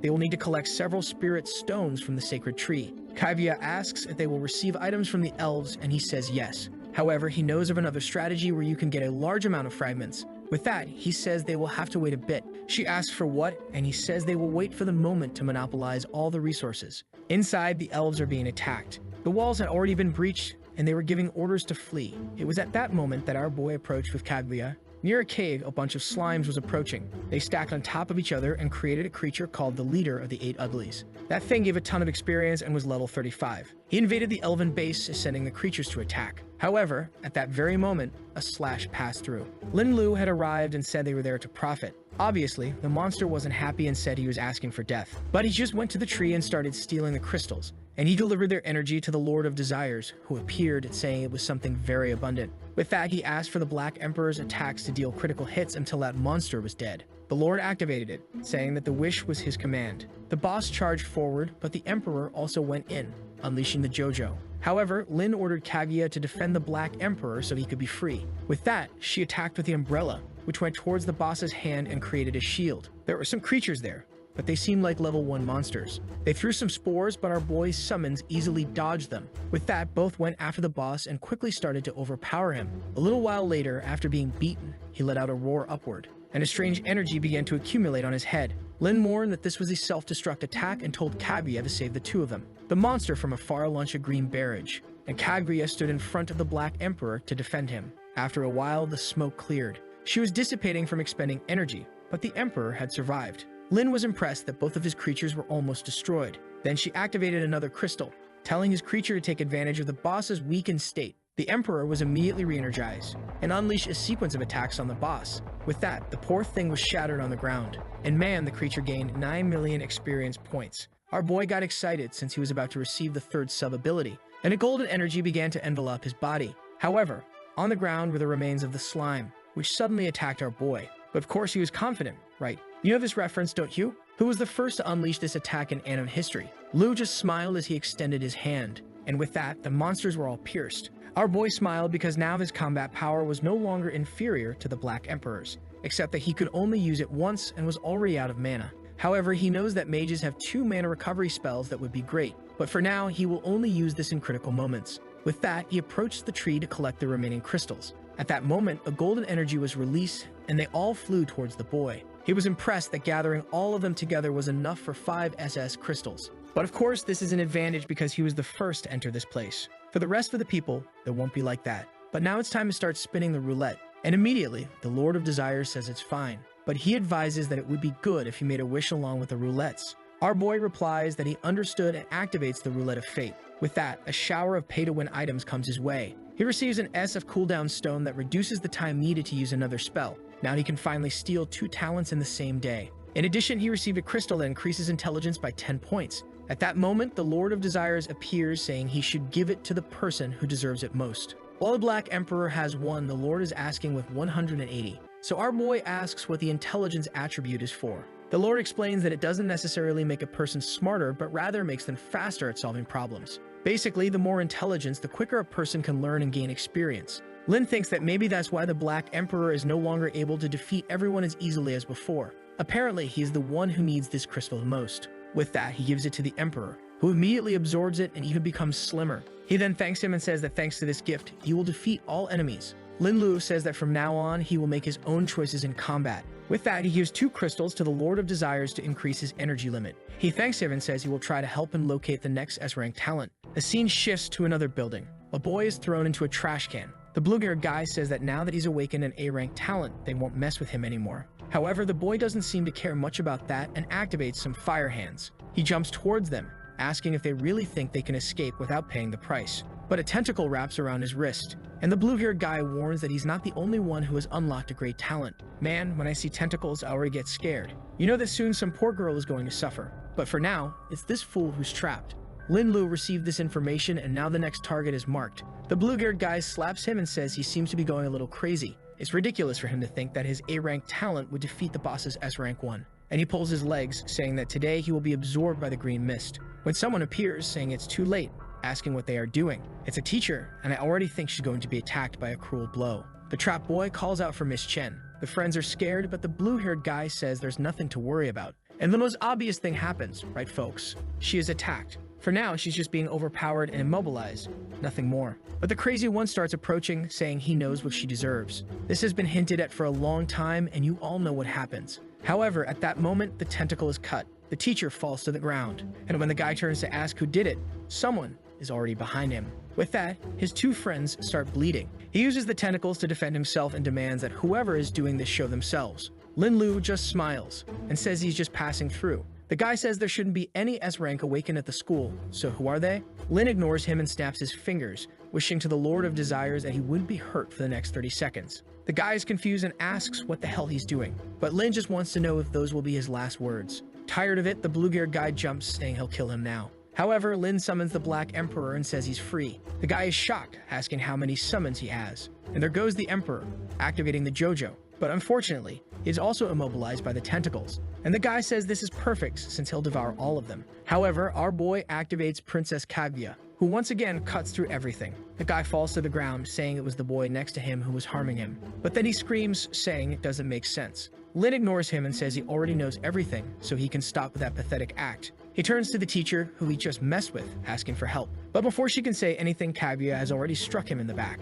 With that, he kisses the asphalt, and Lin simply says that the price for doing evil is to pay with your own life. Already stealing the guy's talent. Something goes into his hand, and he wonders what it is. At that moment, the boy who was trapped thanks him, and asks the protagonist's name. He replies that he is the Black Emperor. With that, he calls his summons and says they are going home to eat. The guy gets all excited, saying he wants to be like him one day. Our boy is then in a restaurant. The talent he received is called Perfect Fusion, but he has no idea what it does exactly. He decides to summon the Emerald Mage, and begins to feel as if he has 12 arms and can control them all. The system says it's very good at defending against brute force attacks, but terrible at defending against cuts. Even though it's not very offensive, it's a great talent for defense. He stretches out his arm, saying everything is settled and the people can come out to eat some fried chicken. The summons immediately thank him, saying that's their favorite food. He starts typing on his phone and says now it's just a matter of waiting. With that, the woman asks if he really ordered more than 300 chickens and 200 burgers. He says yes, and she informs him that unfortunately, they don't have enough ingredients.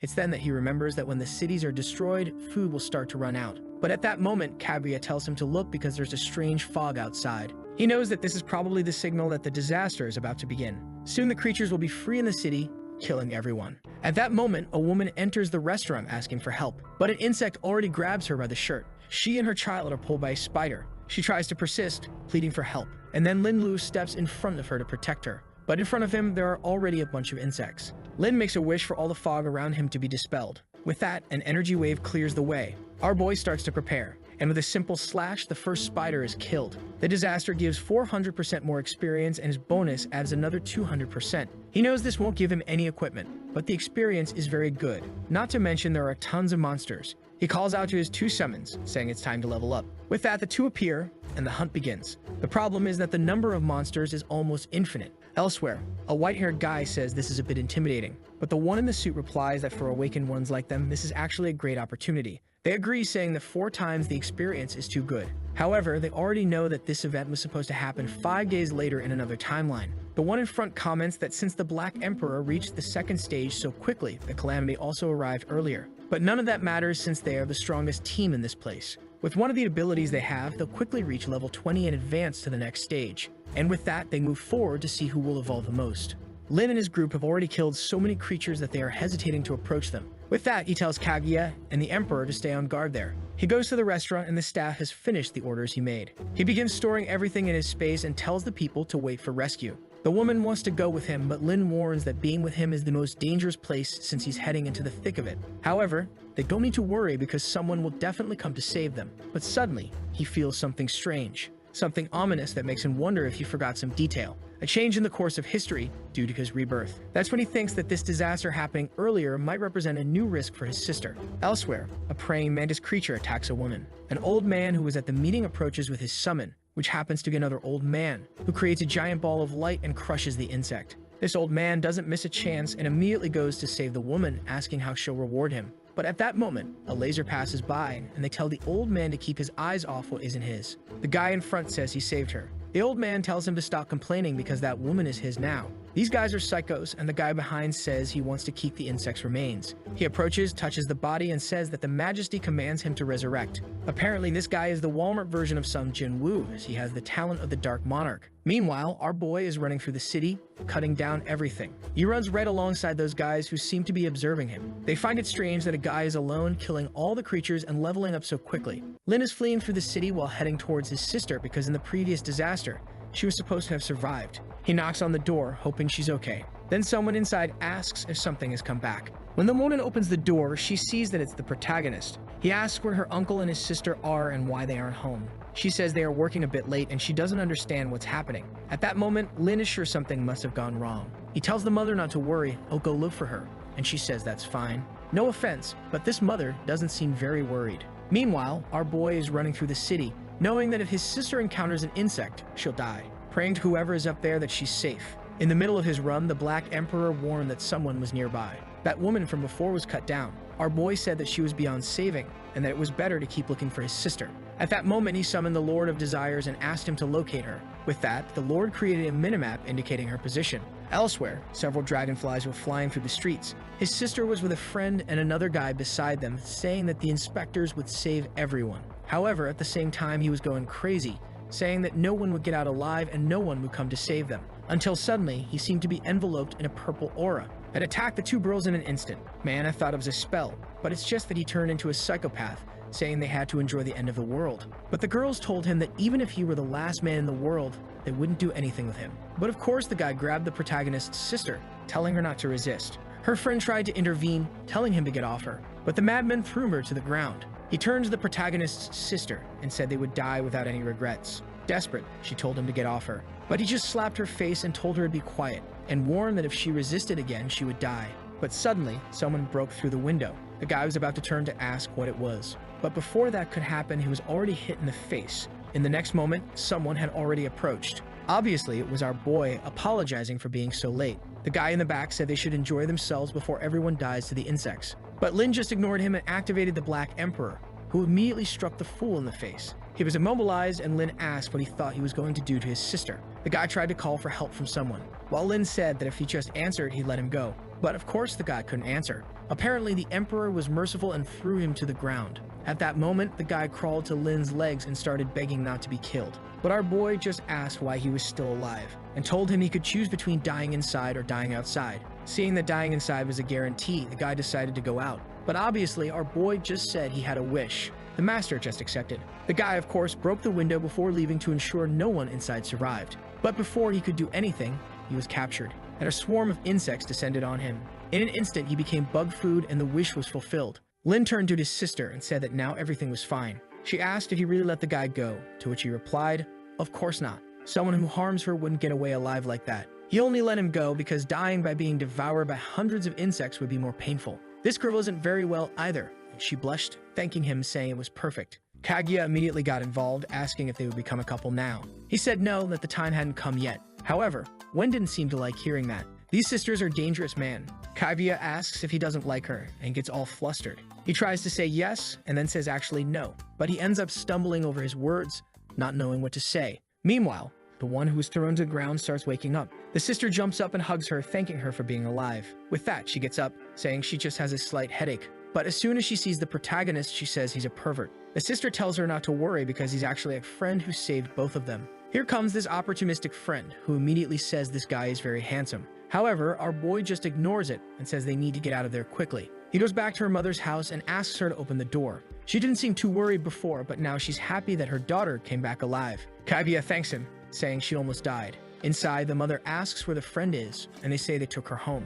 The mother, all excited, thanks Lin Lu, saying he's a hero. At that moment, Wen asks where her father is. The mother says that today the civil servants had to stay at the office. Lu seems to find that confusing. He knows that a large swarm is heading towards that area and the entire building is made of glass. He then gets up and says he's going to check to make sure he's safe. Wen says it's going to be very dangerous and he should stay there, but he replies that they shouldn't worry. He'll make sure to come back safely. However, when he arrives, the entire place is already destroyed. A strange energy begins to pass through his body. That shouldn't happen, as a disaster of this level shouldn't carry such a strong creature, and he starts to realize that the strange aura is coming from the upper floor. At that moment, he remembers that this is the sensation of a guardian insect. In this invasion, most creatures are supposed to be between levels 1 and 20. However, near where they appear, there are guardians who are much stronger. Only by killing these creatures can the disaster be stopped. He remembers that the authorities gave many resources to those who ended it, and it's a coincidence that he found one right there. He can't tell if it's luck or misfortune since the creature is quite intimidating. If he really wants to deal with it, he'll have to prepare first. Inside the office, a bunch of employees is fleeing from the insects. One of them runs towards a door. He closes it and tells his friend that if the insects get in there, both of them will die. With that, they stack some tables to make a barricade. However, the creature is easily crushing metal. They know their lives are about to end. As soon as the glass shatters, they're sure it's the end. However, some time passes and they wonder why they haven't been killed. They decide to go out and see what happened. Outside is our boy, who obviously came to save his uncle. Meanwhile, that group of 4 perverts is approaching a crystal. They were heading to clean the forest that our boy had already finished a long time ago. They wonder how this damn Black Emperor is always ahead of everyone. The insect guy says that for him to have done this, his summons must be out of energy. However, the other is furious, saying that was essential. Then the old man starts to ponder that maybe the Black Emperor has information from the future like they do. However, the 4 know that the weakness of someone strong is that the summons require a lot of energy to function. He's sure this guy won't be able to clear everything on his own, so sooner or later when they find this guy, they'll take him down. Our boy took his uncle back home, and the mother says he looks like a hero saving everyone. He says they don't need to worry because he awakened an S-rank talent. The uncle is impressed, saying that his D-rank talent already seemed very strong. And the mother says that even her memory improved when she received his C-rank talent. The sister approaches our boy and says she awakened a music talent that can strengthen people.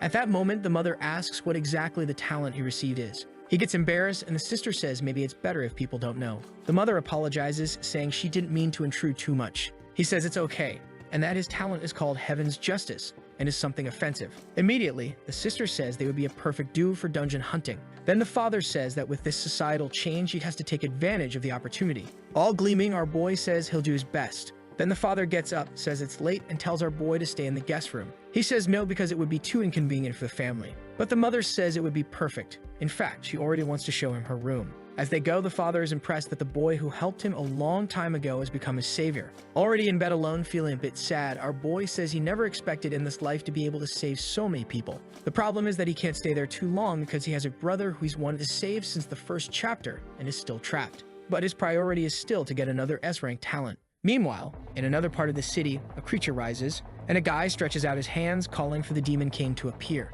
At that moment, a black flame forms and a red creature is summoned. The guy who summoned it smiles, saying it's amazing to have something of S rank. The demon says that if he collects fear and despair, he'll become more invincible than anyone. For the love of God, standing next to him is the girl we already know will be consumed. At that moment, he notices her presence. Thankfully, he just approaches and says he'll get some food, asking her to stay there. Or actually, he left her with a monster. I don't know what happened, but she's isolated in a corner of the room. And the scene shifts to the protagonist looking over the city. He immediately asks the Lord of Desires to show the location of a guy named Hu Jimin. As always, the wish is his command. And with that, he already knows where the next target is. In the city, the demon is beating up a bunch of insects and collecting energy. The father is going crazy, saying it's incredible how quickly he's leveling up and that no one will find him in the future. He's going to take revenge on the woman who abandoned him with that child. The demon approaches and says that the fear he's receiving isn't enough.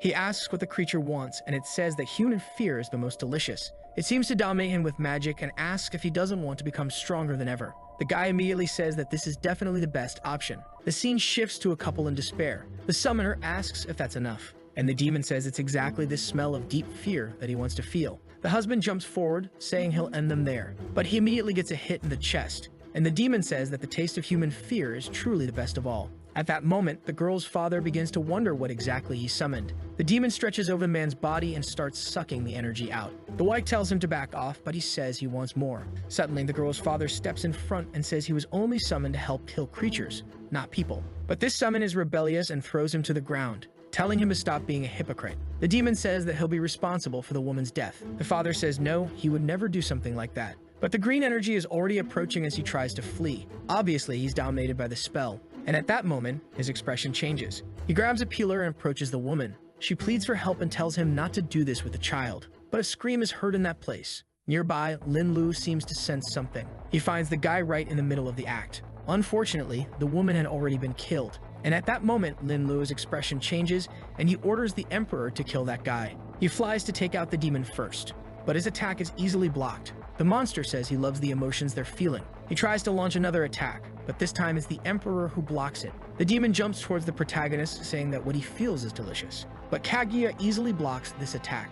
The sequence of punches keeps coming, and Lin Luo realizes that if it weren't for her, he wouldn't have been able to dodge. He immediately tells the Emperor to deal with it. The Emperor comes up behind the demon, landing a punch to the face. But the creature keeps absorbing fear, saying that he is the Demon King. He raises his arm, saying that everyone there is seeking death. Seeing this, Lin tells Kaguya to help the Emperor, but the demon just roars, sending both of them flying. Obviously, she falls comfortably into our boy's arms. But at the same time, the Demon King is about to finish off the Black Emperor. Our boy finally uses his green creature, which wraps around the demon's arm, preventing him from delivering the punch. The poor demon is shocked, and Kaguya takes the opportunity to stab him. As the demon disintegrates, Lu asks if he thought he was the only one who knew how to fight. But the creature says it won't die like this because it is the fear that resides in all living beings. But the monster disintegrates, and Lin says maybe in the next life. He's confident now, knowing he has a card up his sleeve for defense, the Emperor for attack, and Kaguya for support. At that moment, he hears a scream. Looking to the side, that father is lying on the ground, wondering what he's done.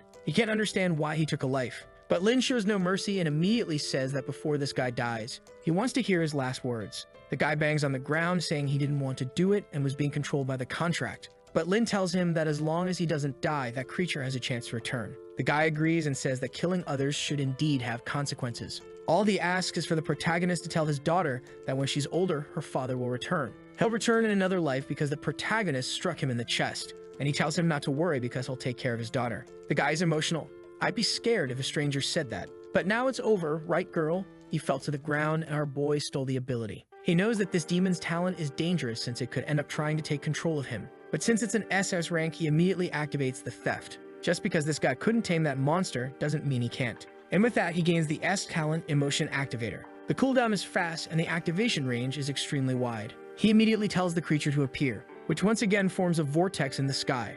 but this time it turns into an egg, and our boy is confused when the thing appears in his hand. The system window says he has to choose a primary emotion that will be absorbed within a 300 kilometers radius to initiate the birth. Lin already imagines that the monster's ability will be based on the emotion it absorbs. He decides to start sensing the emotions around him. Since the place is full of people fleeing from the insects, fear is the predominant emotion. He continues to sense everything around him, but it's all just agony. Then the emotion sensing time runs out. He realizes that feeling 5 seconds of emotion from the people around him was too much. Apparently, the father had chosen fear because it was the most available emotion around. But by doing so, he created an uncontrollable demon, even though its power was unmatched. That's what led to his downfall. He decides to wait a bit and asks the Lord of Desires to locate the man's daughter. She's still at the abandoned house, wondering why he hasn't returned, until someone approaches the door saying he's a friend of her father's. I thought it was going to be someone else, but it's our boy who came to the rescue. He takes her to a McDonald's and she asks when her father will return. He says her father went to protect the city and asked him to take care of her.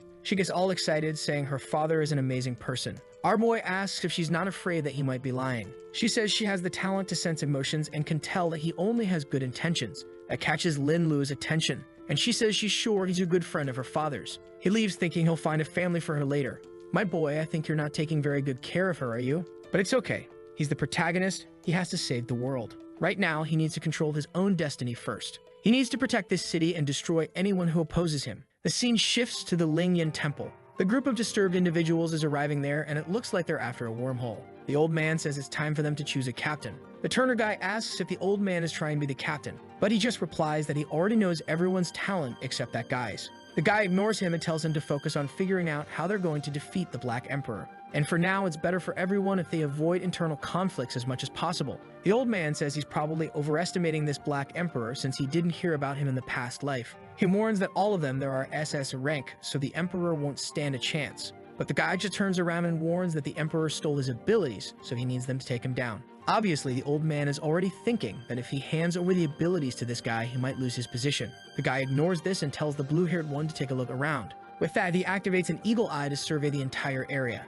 He says he found a mantis 1 kilometer away. The old man complains, asking where the high-level guardians are. The guy explains that since this calamity happened earlier, the monster also changed location, and nearby, Lin Lu is approaching, a giant level 34 creature. Lin is impressed that this monster has 10 times more health. However, the positive side is that it has so many attributes that it will be perfect to steal with the talent, and he immediately orders his summons to attack. They leap towards the monster, which lets out a roar. But as soon as the Emperor approaches, something strange happens. The system warns that since that creature is from another dimension, the Emperor's ability is invalid. Lin thinks that this is already cheating, and the monster suddenly lets out a roar to the skies. He hears a strange sound and looks behind him. All the creatures in the city were drawn to that place. Lin knows that even though they are low level, if he gets surrounded, there's no escape. But as always, they are also rich in experience. With that, he knows that those can be dealt with by Kaguya and the Black Emperor. She immediately charges forward and cuts down a bunch of them. The Emperor, as always, uses his JoJo attack. Now our boy gets involved and activates the sword Kai.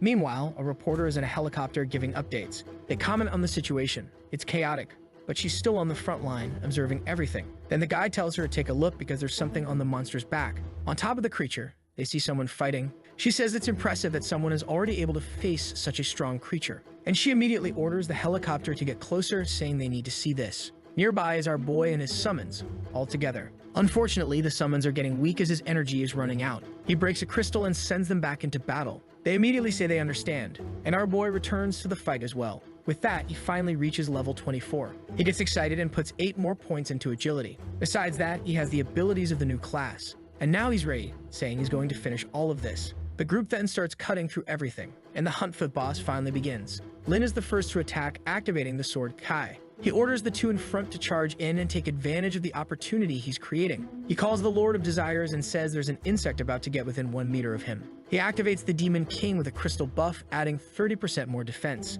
With that, he leaps towards it, and the king easily starts killing the creatures. As Kaguya and the Emperor advance, Lin strangely feels that something is wrong. On the monster's back, something begins to emerge. It seems like it was absorbing and releasing other insects to regenerate its own health. He falls to the ground because he's running out of energy. He makes another wish and the Lord warns him that he's running low on energy. But with that, Lin throws himself at the boss, saying they'll see who can last longer. He spins through the air towards the creature's forehead, and just before making contact, he activates the green demon to kill all the insects around.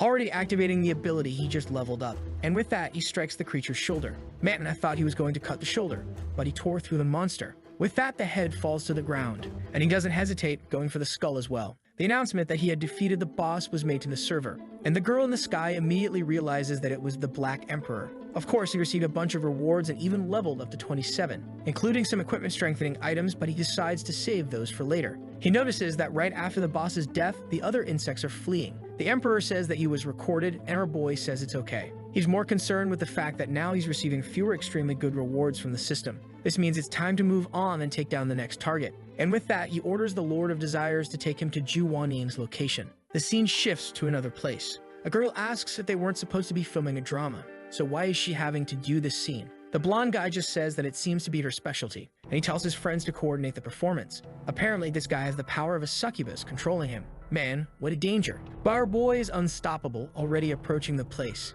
He knows that Ju Wanying is a woman, so why is she in this abandoned place? Seeing that the door won't open, he orders the Emperor to break it down. With that, he simply opens the thing easily. Oh boy, it seems like the succubus wants the danger of this place because the poor people are drained. Seeing this strange death, our boy immediately asks to be protected by the Lord of Desires. But suddenly, a strange light approaches them. Our boy becomes a bit dazed, and he falls into Kaguya's arms. Suddenly, a figure approaches, laughing. The Lord tells the Black Emperor to protect the Master. And with that, the two move towards the mist. Meanwhile, our boy is affected by a heart. He finds himself in a strange wedding room, and next to him he notices a photo showing he married Dear Wen. But two people seem to call his name. It's Kaguya and Wen. So well, it revealed the boy's desires. Wiping away the drool, he asks why they are there. They tell him not to worry about the details and just relax. Meanwhile, outside, Kaguya is attacking the succubus, who realizes that killing this girl is going to be much harder than she thought. She finds it strange that the summons can follow her considering they are far from the main body.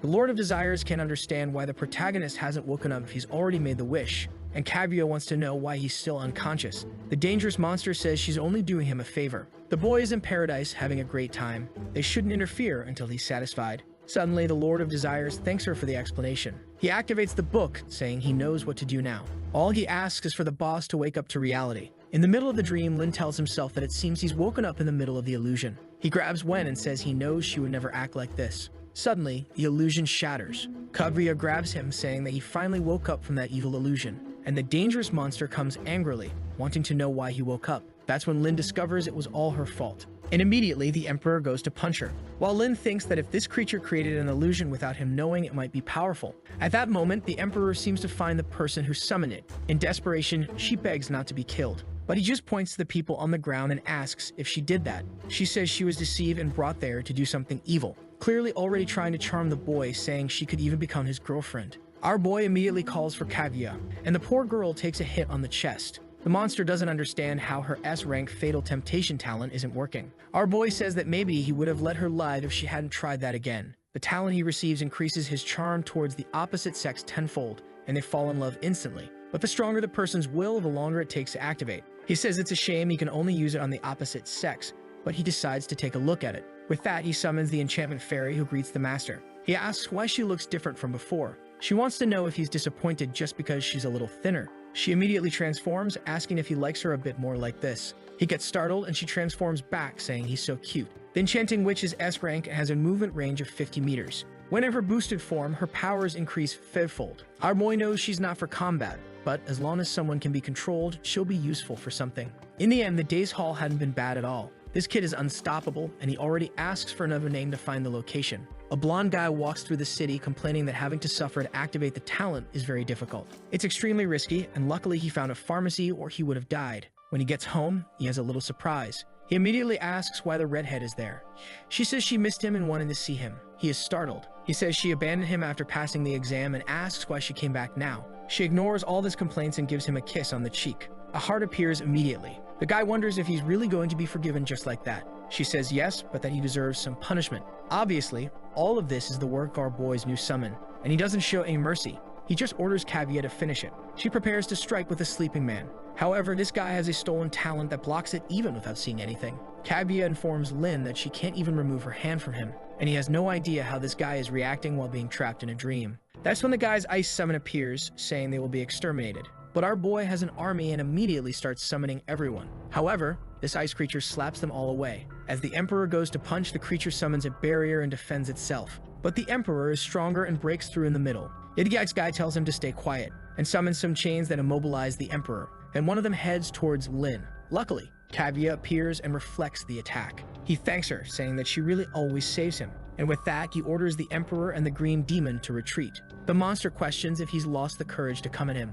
Lin laughs, saying that's ridiculous. It's just that he's interested in this creature's communication ability. He knows it must be at least S as rank, while his are still all S rank for now. But he says that will be resolved with the fusion ability he received. With that, the energy from both starts to leave their bodies. It gathers in the sky, forming a ball of power. Apparently, a strong girl is about to appear, and the kids summon the Black Princess Kaguya. The thing turned into a kind of buffed samurai lowly swordsman. In this huge list, the most important thing is that her attack steals part of the target's attributes or abilities. Lin is impressed since it combined the best attributes of both, and before he can say anything, she already strikes the creature with her sword. The monster defends itself and activates an ice storm. However, the attack seems to cause no damage to Black Kaguya. The ice guy realized that it was now much more difficult than before and activated the eternal freezing coffin. But in a second, the Black Kaguya was already out again and approached, asking if that was all he was capable of. The monster shouted, telling her not to come any closer. He activated another icy storm, but she didn't back down and said it was just a few snowflakes.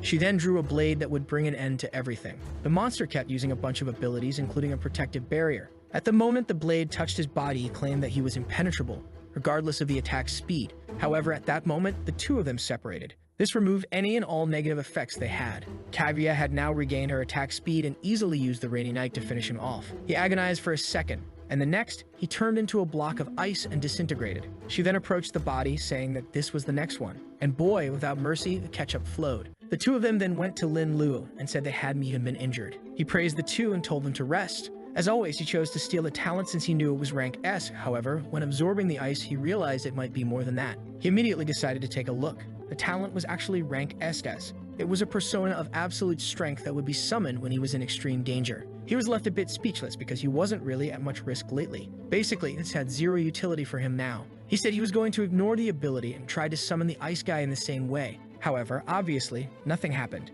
With that, he slumped to the ground and the summons tried to console the boy. But then he stood up and said he had an idea. He asked Kaguya to try slashing his neck. He knew that if he were really in danger, she would be summoned. Kaguya asked if he was sure and said she would do it. At that moment, she prepared for the cut. The blade was about to strike. However, nothing was summoned, and he started to get scared. The Lord of Desire said that was impossible since Kaguya didn't have the real intention of killing him. The crazy guy then turned to the Black Emperor and asked him to give him a painless punch. The guy really wasn't afraid and went to hit him. But suddenly, his hand turned black. Time around them all seemed to have stopped. A strange voice spoke of being brave and courageous, and a mask appeared, telling him to abandon all the anger he carried in his heart. He grabbed the mask and told it to listen to him.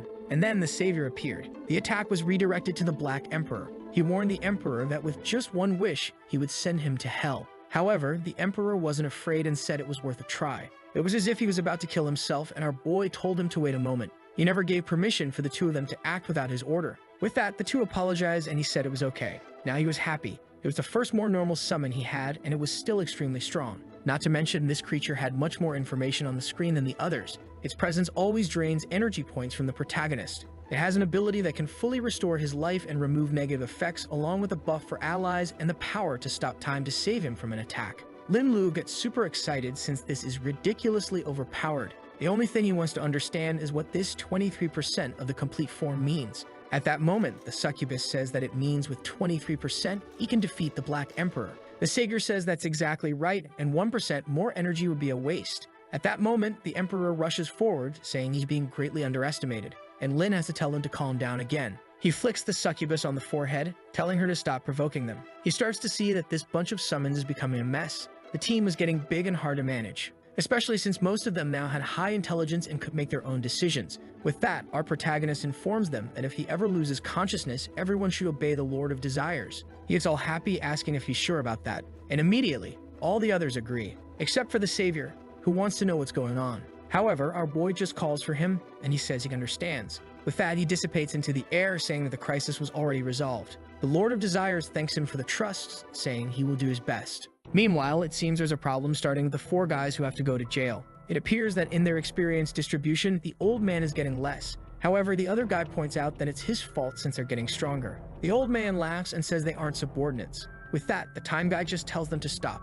He informs them that from now on, unless it's to gather time, everyone will work individually. This way, each one explores where they want and the distribution is separate. He assigns each of the dungeons to one of the guys and mentions that 4 of them will be in fair competition. However, even if they meet within the same realm, they cannot attempt to shoot each other. The old man asks what happens if he needs future tips, and the guy says that in that case, he will charge 10% of everything he receives from the place. The group seems thoughtful but appears to agree. With that, the old man withdraws, saying he will farm alone. The other guys also leave, telling him to take care. The time man knows that all these guys have extraordinary talents, but for now, he needs to focus on his own strength. For now, they will return to their old friends, especially since he remembers they were reliable. Our boy's group is walking through the city, and he mentions that soon the government will start to act. He knows of a ruin called the Sensa of the Dead that will be nearby, and it's a good place to recover energy. However, ahead of him is the Tomb of Wailing. He knows this was one of the monopolized dungeons that he never even had a chance to farm in his past life, but now that he's strong, he can enter it alone and resolve it once and for all.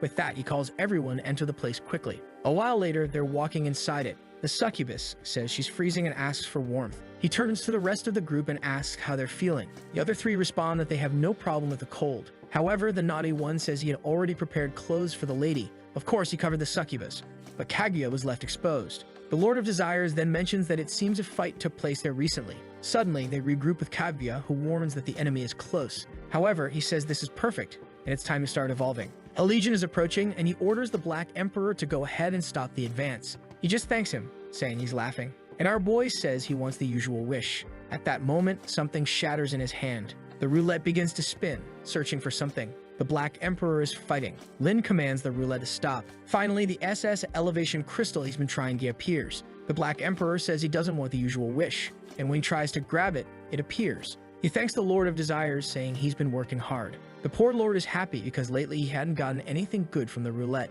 With the elevation crystal, he can evolve the strengthening crystals, but unfortunately, it's still not enough to evolve his talent. So he decides to use all the other crystals he received to evolve the Black Emperor, and he says he feels that his strength is only increasing. The status is then updated, and he goes on to beat all the monsters in the dungeon. Lin Lu takes a moment to think about what the best strategy in this place would be. In this mission, the player has to assist the Second Legion's temple. Along with them, they investigate the Tomb of Heroes. There they end up encountering the magical cult and need to take them down. For this, they receive a reward. He knows it's not too difficult, but the reward isn't very good either. And as always, the best strategy is to take advantage of as much chaos as possible. He then tells Kaguya to move forward and help the Emperor. Meanwhile, they are being watched through an orb. The old man says it's incredible that they escaped the abomination. The woman in the white dress remarks that the boy seems to be controlling all the summons, and that strangely, the destined person has finally appeared. The scene shifts to the Canyon of Forgetfulness. The hero named Reinhardt says that for the honor of the temple, they will advance. The soldiers raise their hands and shout,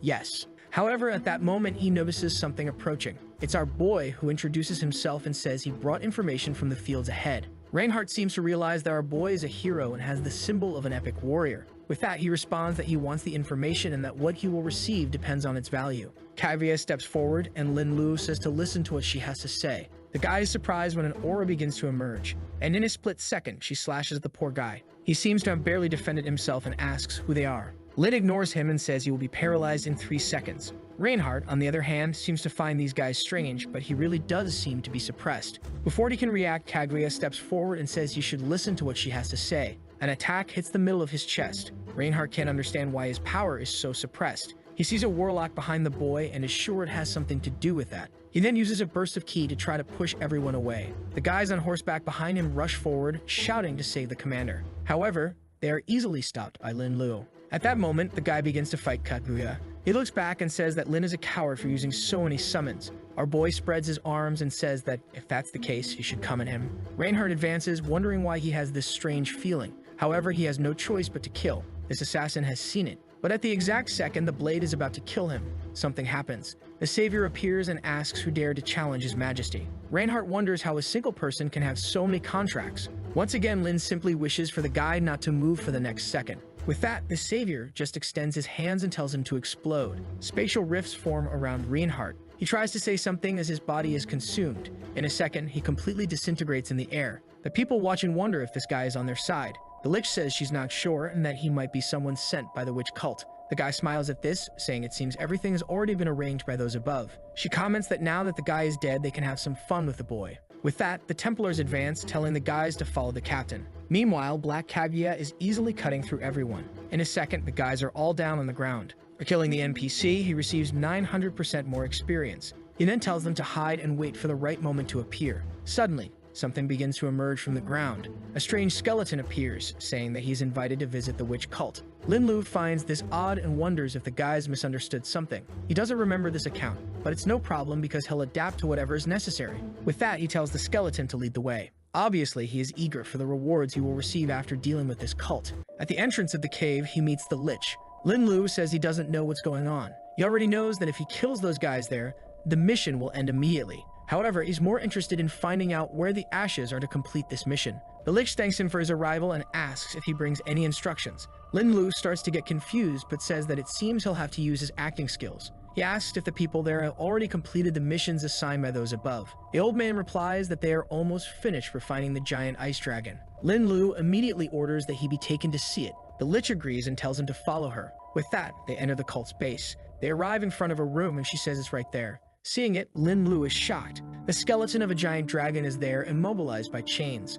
Lin Lu knows that when this creature is alive, it won't be something ordinary players can handle. He then asks the people how long it will take for it to wake up. They say it will take at least another 10 days of ritual. He knows that when it's awakened, there will surely be a boss. And most importantly, the reward won't be small. He then asks where the ashes of the dead are that he needs to recover his energy. The old man says that the ashes are necessary to resurrect the dragon, so they don't have much. Lin Lu then asks if this dragon is more important than him. The old man says no and orders them to bring the ashes. One of the servants brings the box and says that's all that's left. Lin Lu starts absorbing it. The system says that with that item, he will gradually recover 100 health points. He sees that it's very useful, and it's just a shame there's so little. He questions why they don't refine this item. The woman replies that to do so, they would have to delay the dragon's resurrection even more. He orders them not to worry and to focus on the main mission. The people seem confused by the orders he gave. However, Lin Lu just asks if they will go against what he said. Obviously, they lower their heads and say no. The old man then orders them to refine the ashes to deliver to the adventurer. Our boy thinks that's the goal for now, and he'll talk about the rest later. However, the Lich is just observing his movements. She performs a ritual to contact someone who asks why something so sudden is happening. She says she thanks them for the assistance they've been sending to deal with the warriors. The shadow asks what she's talking about, and she says they sent a person who has already introduced himself to them. She shows an orb with the protagonist and says that he even helped her take down the Templar Knights. The shadow replies that there's no such person in this cult, but killing an enemy always turns them into an ally. He tells her to invite the boy, and she finds it strange, saying that's very dangerous. He tells her not to disobey and just to hand over the ashes to gain his friendship. Meanwhile, Lin Lu tells the guys not to slack off. He's all excited, seeing how hard the guys are working. Soon, he'll have more energy than he needs. At that moment, the Lich approaches. Lin Lu says that just because she's hot doesn't mean she doesn't have to work. However, she asks why he is there and what his purpose is in infiltrating this place. He replies that he didn't invade anywhere. In fact, they were the ones who invited him. She realizes that the bastard is actually right, and it was their mistake.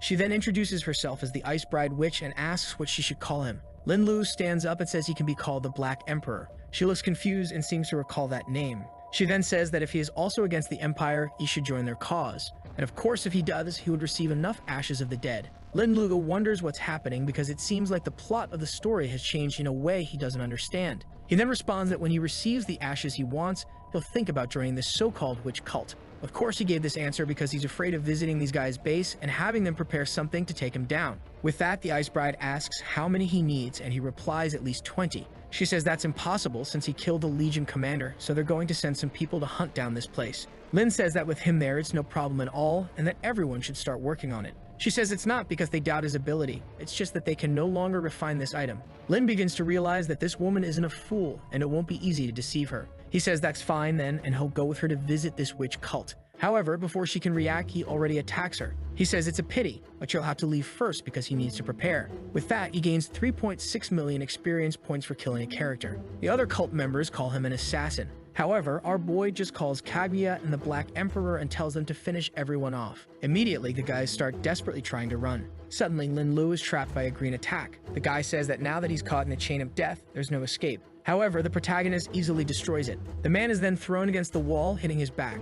The guy asks why his abilities seem so ineffective. Suddenly, everyone there feels a strange vibration. The old man declares that he will sacrifice all his magic and remaining life to reclaim his. He immediately orders him to kill that assassin. Lin Lu didn't expect this old man to sacrifice his life to make this happen. And now the dragon has truly been resurrected, with 90,000 HP and giving 360,000 experience points, along with various stun and movement reduction abilities. However, Lin is excited that the dragon was revived in a rush, and its stats are much lower. He orders Kaguya to take down the summoner while he and the Black Emperor handle this monster. The old man only says not to underestimate him. The dragon launches a barrage of ice in their direction. The Black Emperor ends up having to step in to defend Lin Lu, and he uses a cutting ability to break through the ice formation. He then charges at the dragon, telling it to give up. The attack hits the head directly. The Black Emperor delivers a JoJo-style combo once again. However, none of it seems to affect the dragon, which begins to conjure a spell. But Lin doesn't stop either and launches another series of attacks at the head. The dragon becomes disoriented, and he immediately tells Kaguya not to give it any rest.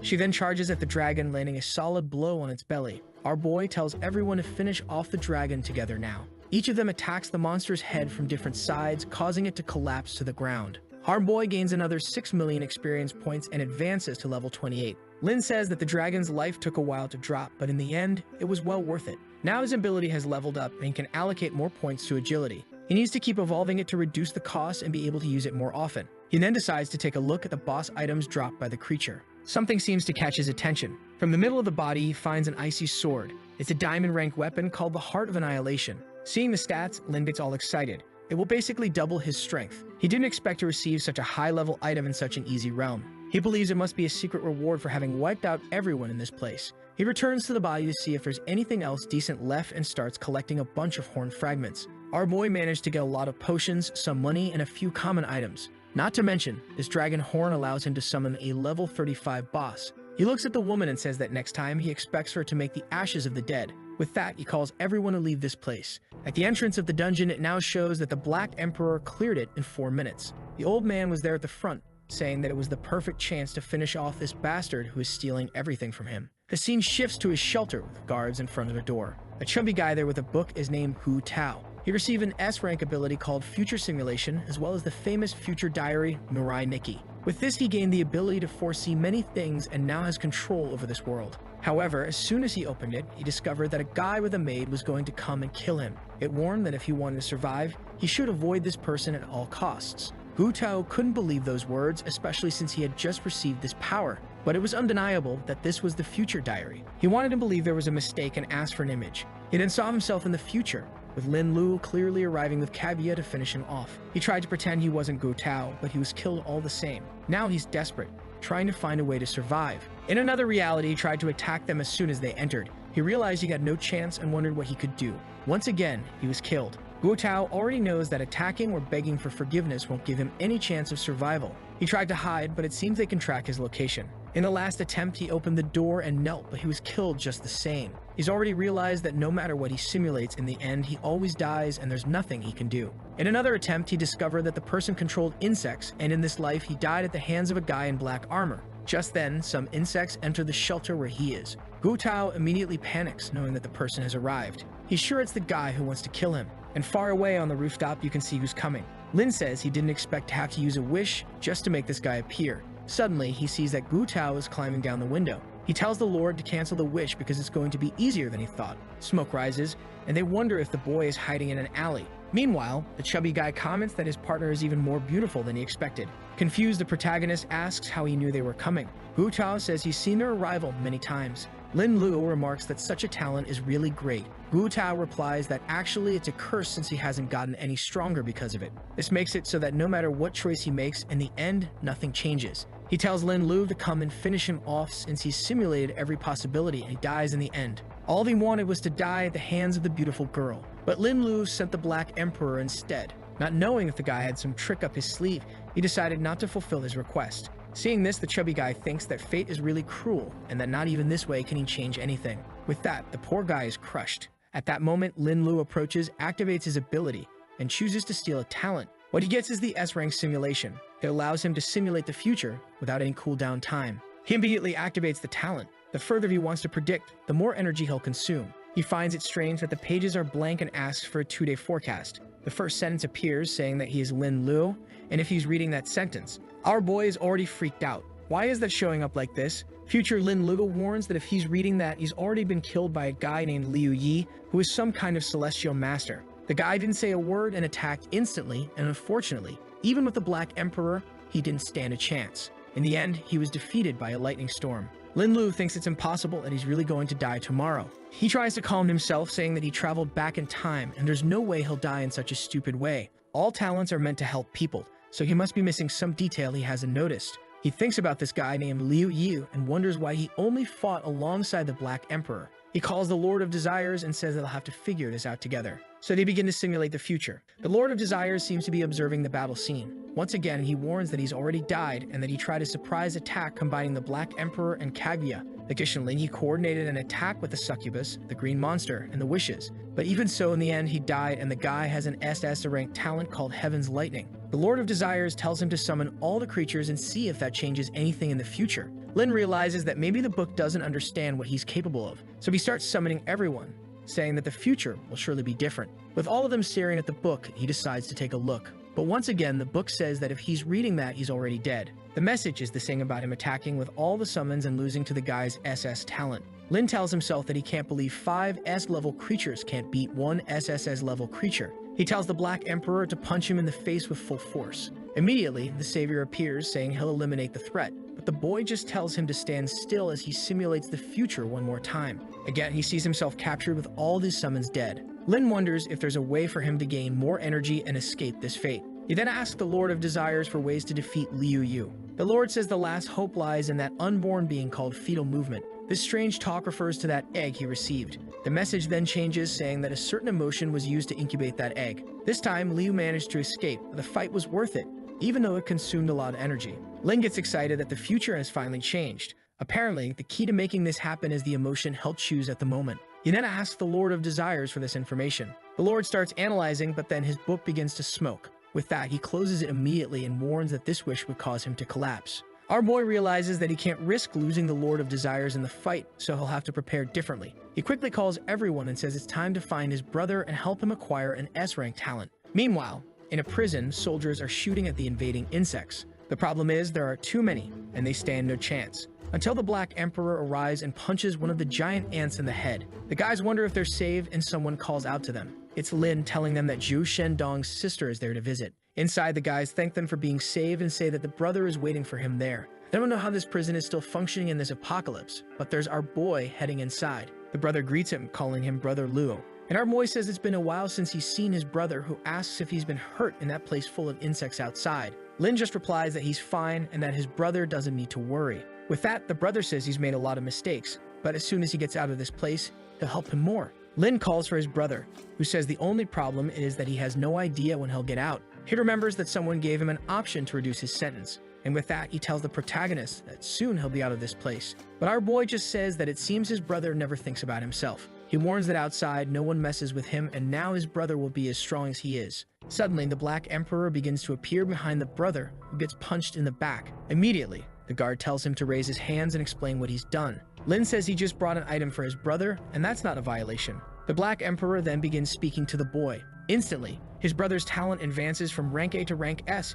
His Red Valor ability now reduces the damage he takes by even more for every 3% of life lost. The guard asks why the boy seems to be on fire, and suddenly the Crimson Lotus Knight appears. It's an S-rank creature that can deal burn damage per second. Wong realizes that this is his brother's summon. Lin says that this way he can earn merits in the prison and reduce his sentence. To me, these guys should just escape from this place, but okay. The brother asks where he got something so precious and why he didn't use it on himself. Our boy tells him not to worry, he still has many things. However, the prison's camera was watching everything, and in one of the rooms, the prison warden was laughing, saying it was interesting to know that it was so easy to upgrade someone's talent. The guard then approached and said their time was up. Lin said that now no one would harm them, and the brother told him to be careful outside. With that, he left, saying that next time his brother would already be out of this place. On the way out, the guy said the prison warden wanted to talk to him about a way to help his brother. Obviously, all of this was part of Lin's plan. He was then taken to the warden's office. The warden introduced himself as Duan Qingfeng and said he was in charge of the prison and told him to sit down.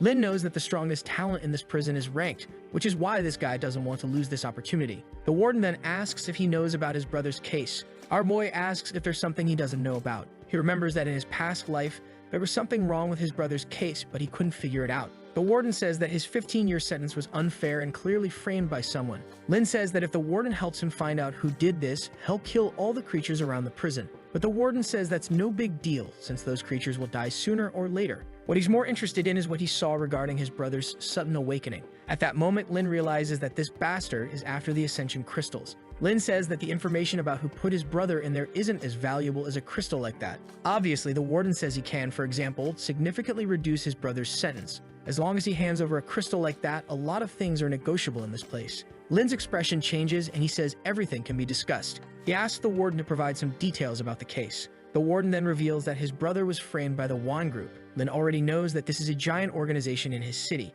He then asks the warden why he doesn't release the boy if he knows it was a setup. The warden says that unfortunately it all requires evidence and it's a complex case. At the time, the evidence was forged, and it's only recently that he discovered the involvement of this group. And he explains that back then, someone suppressed the case, so there wasn't much they could do. Qin Feng tells him to give up on revenge, even though he's awakened S-rank talents. He wouldn't be able to deal with the Wang group and should focus first on freeing his brother. Lin agrees with this and says that for now, he'll avoid dealing with that group. The only problem is that he's without any Ascension crystals, so he'll have to try to get one. The director gets excited, hears the name, and tells him to go fetch it quickly. Lin says he's going and bids the man goodbye. However, it's obvious that he's not too thrilled with this bastard trying to extort an item from him. A little while later, a man comes and tells the director that the base for protecting against insects is ready for him to escape. He says everyone should flee, but he'll stay and wait there, thinking about the Ascension crystal. This is the perfect chance for him to make his son awaken a summon. He remembers the time when Lin asked about holding justice. For him, it's impossible to go against the Yang group since his wife and son would likely be killed.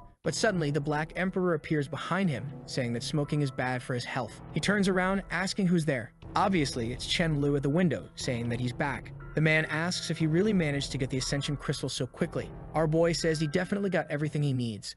A one-way ticket to hell. With that, the director is slammed against the wall. He tries to shout for help, but it's not easy to speak. Lin tells him to give up since his voice won't leave this room. The old man then asks why Lin isn't showing any kindness, especially since he provided the information Lin requested. But Lin kicks him in the face, saying that he doesn't deserve any kindness for what he's done. With that, the poor man falls to the ground. He tries to get up, but Lin steps on his arm and demands to know who in the Wang group was responsible for what happened to his brother. The man reveals that it was the youngest master named Wang Hengxi. It seems they stole the crystal. The man reveals that it was the youngest master named Wang Hengxi. It seems they stole all the artifacts from a museum and then blamed his brother, who was nearby. Our boy thanks him with the Black Emperor delivering a blow to his thighs. The man reveals he was paid 100,000 for it, and our boy says that's a ridiculous amount. Lin then tells him to reveal where all the money from his corruption has been hidden. But the man asks if Lin really thinks he can ignore any law just because he's awakened. Lin ignores everything he says and calls for the Lord of Desires. Of course, he asks the man to reveal the information, and he ends up spilling everything about where he hid all the money. With that, he suffers a cut. Lin takes what was in the man's pocket and says he'll go collect the rest of what he stashed away. The director says that if he gets out of there alive, he'll seek justice. But our boy just asks if he really believes that he's the one in the wrong. Lin knows that all those lottery tickets he has were clearly stolen from people. In fact, he's the most lawless citizen. At that moment, some insects begin entering through the window. Lin says he won't kill the man, but life is full of surprises. With that, they leave, and Lin ordered the insects to invade the entire prison to cause chaos. But the man swears that he'll take revenge, and Lin will suffer greatly in death. Meanwhile, the guards are trying to hold off the invasion. But my son, these insects also know how to shoot. The prison sergeant named Lian Fan asks where the director is as he hasn't shown up yet. Nearby is the protagonist's brother, who says he'll help out a bit. The man seems hesitant, but he says that with the prison being destroyed, he can't keep holding back his S-rank talent. The man says that if he really does good, he'll receive a sentence reduction and a great achievement. Long immediately thanks him and summons the Crimson Knight. However, just then, an insect was approaching from behind. Naturally, the knight easily defended against the attack. Long then announced that they were going to annihilate everything. With that, the summon delivered a punch to the first one's stomach. The soldier was impressed that this knight alone was much stronger than countless people. Nearby, the protagonist was watching with the Black Emperor. He said that for now, it's good to let his brother take action because that way, he'll get some practice. For a long time, his brother always protected him, but now things have changed. What he wants is for his brother to get out of this place with dignity and live a peaceful life while he eradicates the darkness that plagues this world. Amid the smoke, someone shouts about being able to escape and turning everything into chaos. Lin is just observing, but the smoke prevents him from seeing anything. The Lord of Desires then says it's an S-rank person named Gao Kai who's imprisoned for life. Lin discovers that the guy has invisibility and asks to be able to see anything. A white-haired man begins to appear, wondering why his talent was dissipating. Just then, Lin shows up, and the man is sure that Lin was the one responsible. Before he can say anything, the man attacks with shadow vines. Lin says it's a shame, but luck is always on his side. He dodges, commenting that he heard the man only had an A-rank talent, so how is there an S-rank person here? The man, on the other hand, is furious that Lin knows about this since he tells everyone he only has an F-rank talent. Lin replies that he has his own methods for discovering these things, while thinking that he can't let such a good talent slip by unnoticed. The man tries to dodge again, saying it's a shame, but luck is always on his side, while also realizing that this boy is no inspector. He launches another attack toward Lin, thinking he must find a way to escape from this place. The Black Emperor easily blocks the blow. However, the man climbs the vines, starting to scale a wall, saying that the most important thing is to regain his freedom. At that moment, he reactivates his invisibility, confident that Lin can't see him. But he's struck by Kaguya, who already knew where he was. With that, the poor man falls to the ground like an idiot. As always, Lin chooses to steal a talent and receives a level 5 talent called Hermit. It allows him to become invisible for 1 hour once a day. Our boy doesn't seem too excited, as it appears there are limitations to something being S-rank. He decides to at least take a look at the summon and calls for the purple vines. A bunch of plant tentacles appear, and he realizes that they are meant to compensate for the lack of attack power in that ability. Suddenly, Lin feels that his main talent seems to have changed. From now on, he can't steal any more talents while the ability remains at S-rank. He immediately realizes that the limit seems to be 9 summons, but fortunately, he already has a countermeasure for this. The scene shifts to the beginner dungeon called the Valley of Wolves. Lin is there, killing the creatures. He takes a card and says that he's finally gathered enough. Taking everything from the prison guy plus what he already had, he managed to get a total of 500 cards. Using all the resources he's been saving, he's finally going to level up his talent to SS. He tells the Lord of Desires that in the next 500 spins of the roulette, he'll get enough crystals to level up. The Lord says that this time, since he has so many cards, it's a wish he can fulfill. With that, the roulette begins. Lin knows that what he needs most right now is as many Ascension crystals as possible. With that, several of these items start arriving, which will help him level up. The Lord says he has a card and that he needs more crystals to level up. With that, several of these items start arriving, which will help him level up. Obviously, those he can't use on himself, he'll give to the creatures. Finally, the moment of promotion arrives. Now he has advanced to SS and can continue stealing multiple talents, but of course in much greater quantities. Additionally, he can transform the talents he steals into gems and give them to someone else, or even do that with his own talents and lend them to someone. The limit number is gone, and now he can have up to 19 talents. The best part is that if one of his friends has a bad talent, he can simply take it away and give them a better one. The Black Emperor starts feeling a surge of power. Since they are creatures connected to him, they will all advance to SS as well. The Emperor gains new abilities and his stats increase significantly. He calls the Lord of Desires and says it's time for him to level up too. With that, he also advances to SS, gaining a bunch of attributes and a reduction in cooldown time. Additionally, now he has much higher chances of dodging and landing critical hits. The Lord thanks him, saying it feels like receiving a new life. He calls Kaguya, who as always comes at an angle where he has to throw a flash of light. She's now so much stronger that just being summoned will always consume 1 energy per hour. The Lord of Desires then says that Lin doesn't need to do anything else, and that he can now help everyone else evolve. He mentions that he'll upgrade the egg to SS and also the Savior. Lin Lu thinks that with 7 SS creatures, there's no way he'll lose to that guy. However, he knows that preparation is never excessive, so he must be precise in this fight. And strangely, the old man is sitting on a rock, repeating the protagonist's exact words. It seems he knows exactly the plans Lin is making and everything he's thinking. He's startled to see that the boy already knew he would be defeated. But in the middle of the prediction, something starts attacking him. Lin Lu appears, saying he thought he'd catch him with his guard a bit lower. However, Liu Yi asks who he is to have the courage to come there and attack him like that. Lin Lu immediately says that he's the person the old man wanted to kill. But Liu Yi just laughs and asks if Lin really thinks he'll win just because of the summons he has. Lin Lu, with a psychopathic grin, simply smiles. And in the same instant, Kaguya is already attacking the old man. However, he activates a divine protection, summoning another ancient being. The summon strikes at her, but she manages to defend with her umbrella. The old man then orders Lin Lu to reveal who sent him there to kill him. Our boy realizes that even his stealth attack won't work on this guy. Lin Lu doesn't respond, so the old man commands him to kneel. He activates his summon again, saying that everyone before him must bow. The attack heads toward Lin Lu, but he summons the Lord of Desires and tells the Black Emperor to stop that strike. At that moment, the old man looks at Lin Lu and realizes that this was all a trap. It's at this moment that he clasps his hands together and calls upon the assistance of the Thunder God. A lightning bolt strikes near Kaguya, but she manages to dodge it. The Emperor's strike is stopped by some sort of jar. Lin Lu can't understand how, even with so many summons, the old man is still winning. Energy starts to emanate from the jar, and Lin Lu tries to order his summons to retreat. Upon hearing him tell the Emperor to fall back, the old man realizes that Lin Lu is the one who's been stealing all the dungeons. Lin Lu responds that yes, he is the Black Emperor, and today the old man will die. However, Liu Yi questions why he's being attacked so suddenly, since he's never done anything against the boy. But then he says it doesn't matter, he's not afraid of anyone, so Lin Lu can come at him. He raises his arm to the sky and calls for the Supreme Exorcist. That's when the thunder mentioned in the prophecy strikes him, and from the smoke, a giant hand emerges. Lin Lu immediately recognizes it as the SSF rank summon. A muscular bald man appears named Dangmo Qianzhen. Immediately, the Emperor and Kaguya decide to protect Lin Lu. The first one leaps to attack, but Dangmo easily blocks it, while at the same time,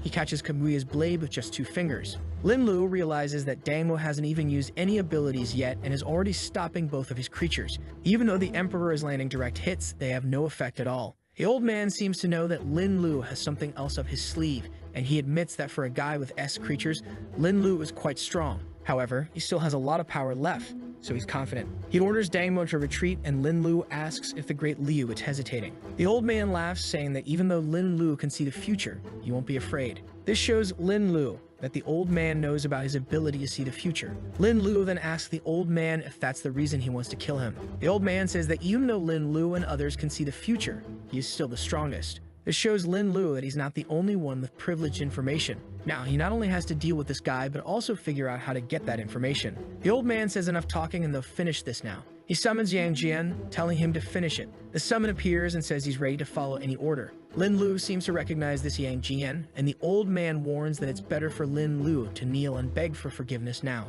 But our boy is tired of all these powers and pulls out an American-made gun. The old man asks if Lin Lu is stupid enough to think he'll win with that. But Lin Lu points the gun at himself and says that it's not meant to deal with the old man. Lin Lu tells him that he doesn't need to end his own life like this and could actually become one of his lackeys. However, Lin Lu says that's not his wish. With that, the bullet moves toward Lin Lu, but it's obviously blocked. At the same moment, the Savior is summoned. He appears, saying he's ready to receive any command. The old man says it's an interesting summon, and now he understands why Lin Lu is so arrogant. Lin Lu says that he needed it to fight against those 4 as well. The old man then orders all his summons to attack. Naturally, Lin Lu does the same. The Emperor immediately jumps toward Dangmo, saying he's going to settle this. Kaguya and the Savior say they'll deal with the others. However, Yang Jian opens a third eye on his forehead and says it's foolish for them to persist like this. But the Savior sends a block, saying he's brave to come at him. Yang easily cuts it in half, saying this type of magic is ridiculous. However, something explodes next to him. The Savior had turned the Q particles into a bunch of explosives.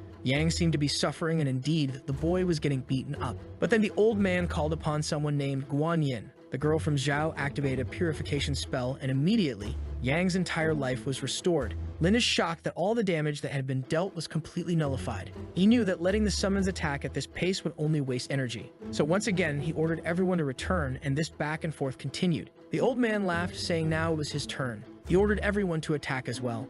Lin is confident. So far, everything is going as recorded in the book. He then stretches out his hand, activating the perfect fusion. But now the warrior will create the Trinity by merging the 3. It still retains the waifu form, although it's now a Buddha. Her level has increased to SS++, but that's not enough. But Lin says that this is comparable to an SSS, let's see boy, because now she's going to have to win a 4 against 1. She lunges at the old man, who says she's very audacious, but she easily slices through his staff. With that, she goes face to face with Yan and the other summon. They try to defend themselves, but she warns them that it's useless. The old man then admits that Lin isn't as bad as he thought, but it's naive to think he can win like this. He pulls a card from his pocket, saying he's going to show a treasure that's hundreds of years old. He raises it to the sky and proclaims that the path is prosperous. Lin is confused because he has no idea what that means. He sees an image from 1821 when a knight single-handedly defeated an army. In 1937, when this card was given to another elder. And in 1993, when it was passed down to this man long before everything began. The old man admits that Lin is strong, but he carries the blessing of hundreds of generations. With that, he activates the summoning of the ancestors. The entire clan appears in front of the old man. This bastard has summoned all the bald ones. Lin now understands why it was impossible to win, just as the future diary predicted. The old men try to strike Kaguya, who activates an explosion. Even though she deals with the first ones, 3 more send a bunch of chains her way. The poor girl is trapped while a bell descends from above. The old man says this is the end for Lin.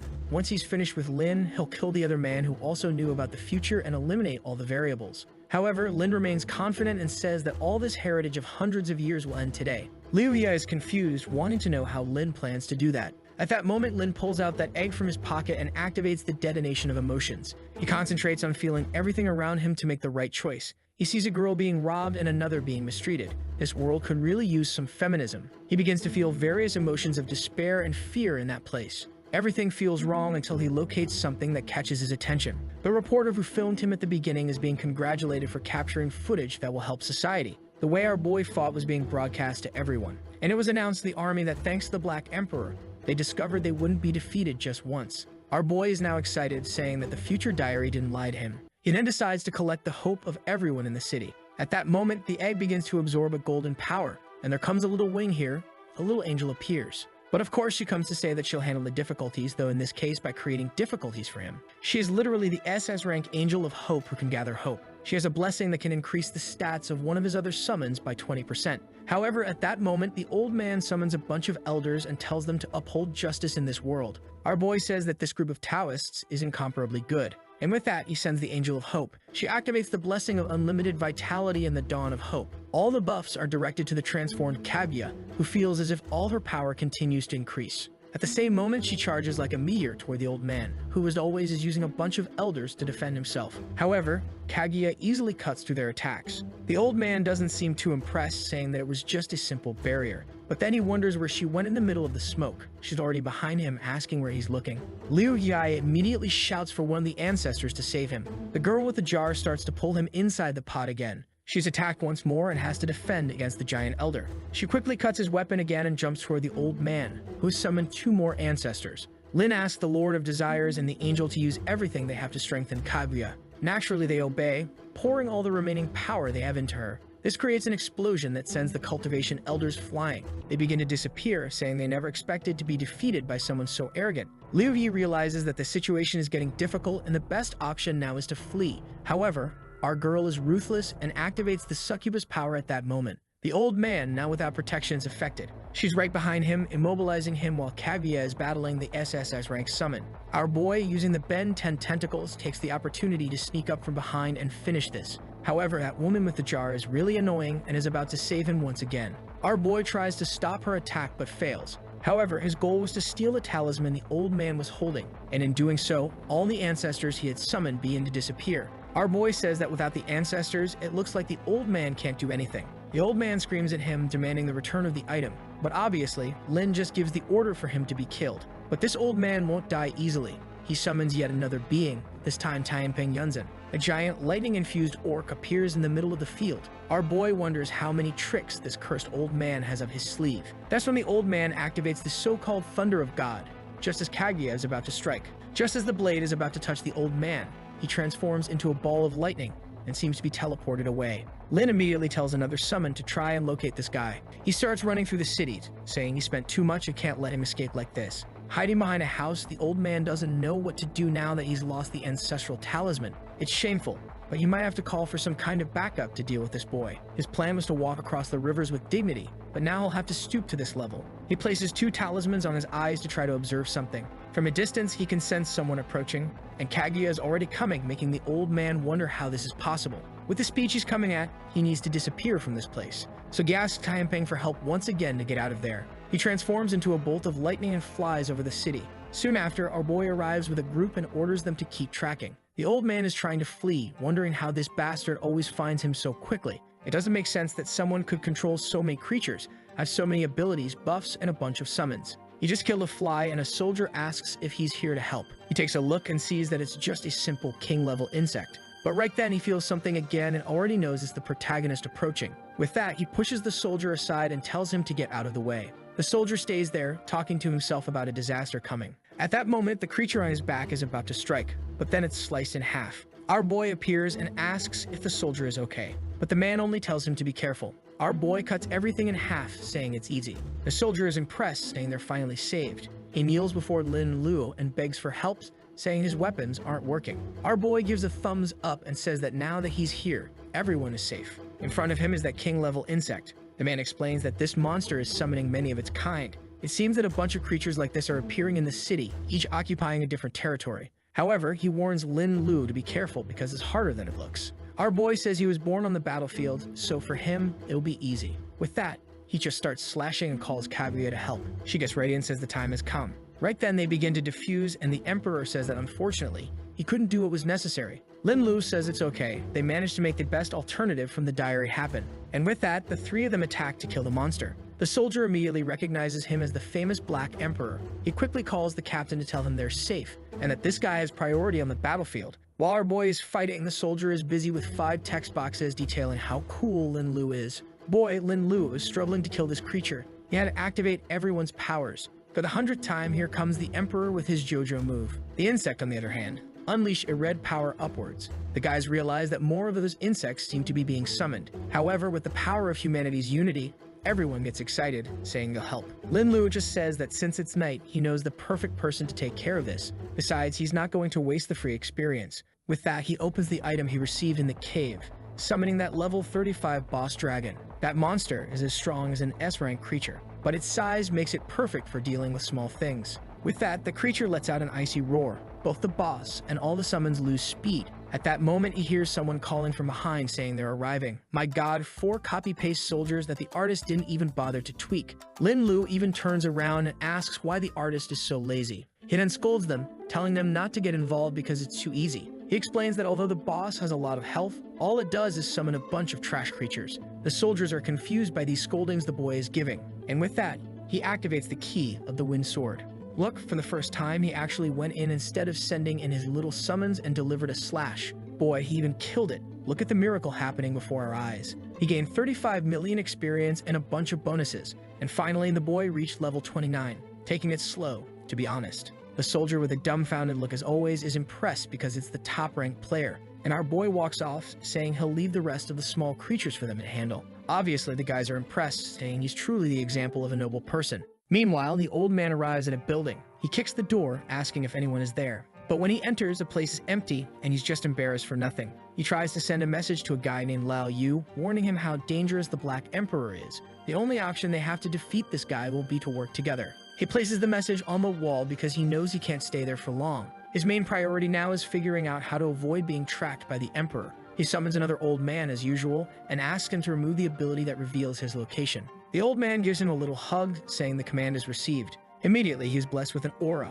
and now he's confident that for a while the protagonist won't be able to find him. He knows that even though the item Lin stole is very powerful, it's extremely difficult to use, so he's not afraid of it. His priority now is to strengthen himself and recover it as quickly as possible. When he checks his profile, he finds it strange that one of his summons lost 120 intelligence points. However, he decides that he's stayed there too long and it's time to escape. Meanwhile, the Lord of Desires informs him that he's lost the old man's location. Our boy says that continuing to follow him is insignificant and that he has better things to do. Besides, with the future diary, he'll know whatever the old man tries to do at least a day in advance. Additionally, he makes a wish to be alerted when the old man is within 20 kilometers of him. He then decides to take a look at everything he received after such a difficult battle. However, he's impressed that the Black Emperor gained 120 intelligence points. He thinks that when the Emperor reaches SSS, his ability to steal talents will also evolve. He takes the card he stole from the old man out of his pocket and wonders how to use it. He raises it to the sky, calling for the Celestial Order. But of course nothing happens. He knows there must be a secret way to use it, but decides not to dwell on it. He hands the card to the Lord and asks that only he be able to use it. But the poor guy warns that if he does that, it will consume half his energy. Our boy says that energy is meant to be used and tells him to go ahead and use it. With that, the Lord says okay and begins the process. He hands it back to Lin Lu, who realizes it's a sacred level item. It permanently reduces the amount of mana he uses for an entire day. Lin Lu is excited because in his past life, for 3 years straight, he never obtained an item of this level. He just wonders why its functionality was so different for him compared to the old man. However, he says it's fine. He's already being too greedy, and receiving this was already very good. Now it's time for him to return to the realms and recover his energy. Meanwhile, the old man's friends learn that he lost the battle against the protagonist, and that the only way to defeat him will be to work together. One of them seems confused, saying the old man assured them he could defeat all 3 by himself, while the purple-haired one wants to know why the Emperor attacked the old man so suddenly. The man thanks them for the call and says they'll talk later. He goes to the place where the protagonist fought the old man, searching for any residual energy.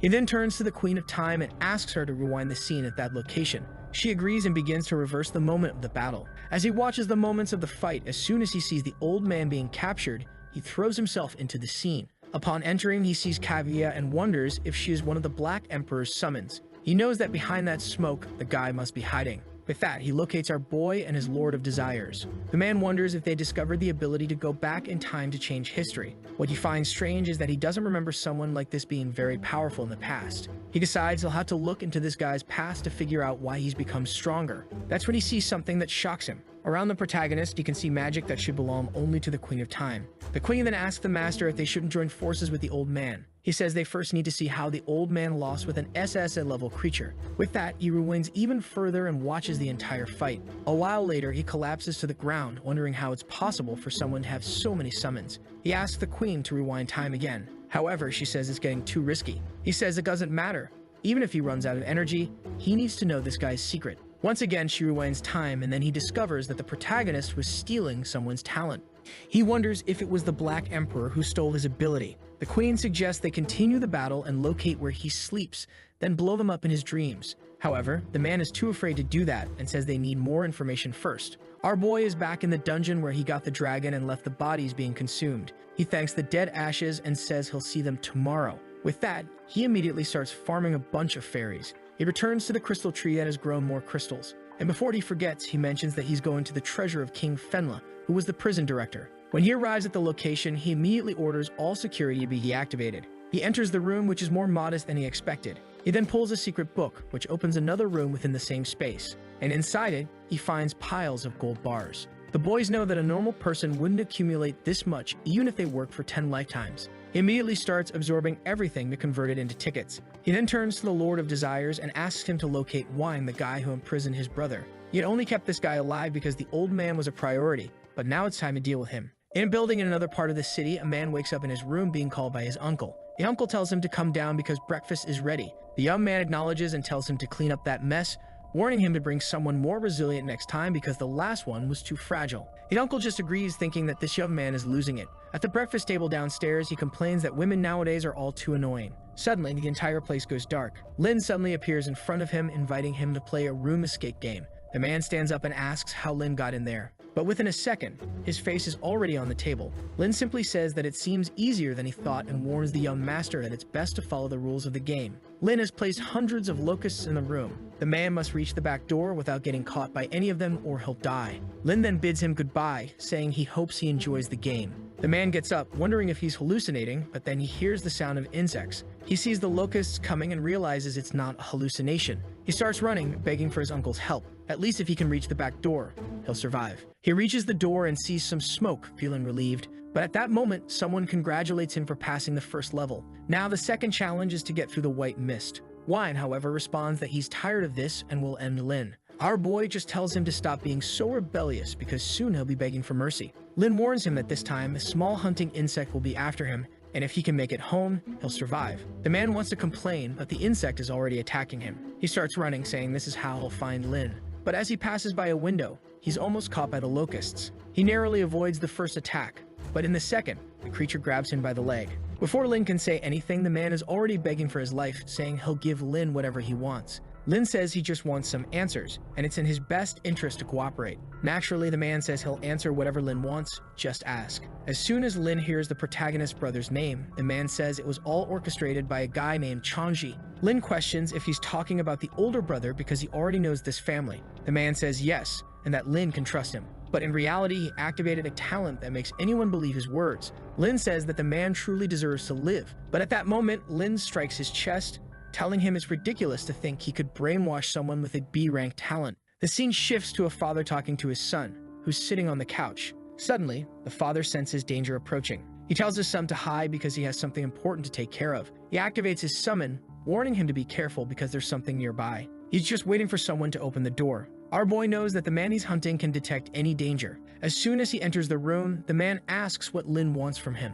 Lin sits on the couch and comments on everything they did to his brother. The man says he only handles the legal matters of the family, and it was his brother who did all the wrong things. Lin summons the Lord of Desires, who confirms that the man isn't lying. Our boy then says that since the man is being somewhat honest, he'll give him a chance to live. With that, he summons the Black Emperor and tells the man he'll be spared if his summon survives for 5 seconds. Changji responds that Lin seems pretty confident to make such a bet. At that moment, Changji activates his risk ability to see what will happen 1 second into the future. He sees the Black Emperor and his summon exchanging blows, but the poor thing is already thrown to the ground. Before it can react, it's finished. Lin warns that if he stands no chance, he'll just be beaten to death. But the man pulls out a gun, saying all he needs to do is finish off the Lord. However, the Lord of Desires has already made him bulletproof. The man puts the gun away and says that, in fact, he wants to buy his life and asks what our boy wants. Lin says it's an interesting offer and asks how much the man values his own life. The man says whatever the amount, he's willing to pay whatever Lin wants and provide any information.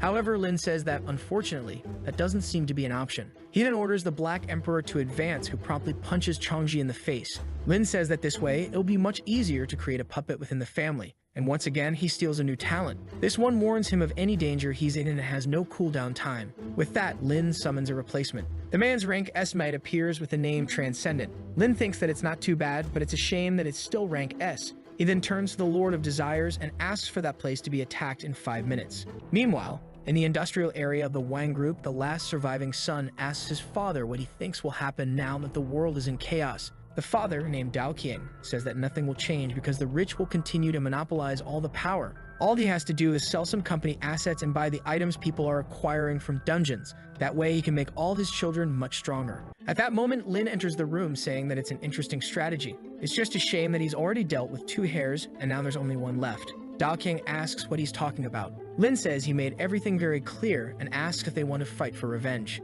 The son starts to say something, but the father quickly tells him to go get a cup of tea. Obviously, he didn't want to, but the father insists, telling him to go and say nothing more. He apologizes to Lin, who says it's fine. As long as the son doesn't get involved in this discussion, he doesn't mind. The old man then asks if what Lin said is really true. Lin says he can believe it and all obstacles have been removed. He explains that the man's plan will fail because this is just the first disaster, and soon everything will collapse. Dao Qiang seems doubtful, asking if the boy is lying. Lin says it's the absolute truth and that he will kill anyone who stands in his way. The only chance for Dao Qiang to survive is if the entire Wang family starts supporting him. Knowing that the choice is between accepting or dying, the man ends up agreeing. As the son returns with the tea he was sent to fetch, Dao Qiang immediately orders him to summon a person named Lai's son, who has awakened an S-rank talent. He then tells Lin that this person he's calling can create contracts. A while later, the man arrives. Dao Qiang turns to Lai's son and tells him to demonstrate his talent and explain how it works. Lai's son says the ability is called the Tomorrow Contract, and it can establish rules for both parties. Lin imagines that it must be similar to the Book of Wishes. With that, Dao Qiang asks if Lin is willing to sign the contract. The contract states that Lin must help Dao Qiang dominate the entire Wang family, and the Wang family must provide all possible support to help Lin become stronger. Dao Qiang places his hand on the contract and tells Lin to do the same. With that, the contract is signed. But Lin seems confident that he can break it at any time. Lin then starts to leave, saying it was a great meeting, but he has other matters to attend to. The son turns to Dao Qiang and asks why he made an alliance with that guy. The father reveals that if the boy really killed his other 2 brothers, he didn't stand a chance, and this might be a good opportunity. Once again, Lin is back in the city with the same mission as always, to get stronger. First, you will have to go to the instances that few people have visited to collect all the potions. Then he has to create a company and establish a guild. This way, he monopolizes everything and keeps the profits for himself. After some time farming, his sword evolves to the Fire Leap, and now he's all over Soldier Online with 2 little swords. The level 39 lizards don't stand a chance against him. The boy continues farming, collecting everything in sight. His goal now is to level up these 2 swords to the limit he can. Later, he finds himself face to face with 2 blacksmith kittens. He remembers that in his past life, he never managed to defeat Monokuma, no matter how high his level was. The strength of this creature is a mystery, and many say it's basically invincible. In front of that place, a man complains that his level 13 sword was broken. Our boy sees that he was complaining to the black and white bears and knows he's going to get into trouble. The guy is kicked out of the shop. The bears tell him never to return. With that, Lin Lu shows them the item and asks if it can be strengthened. The bear says it's very precious and he needs the essence of the king.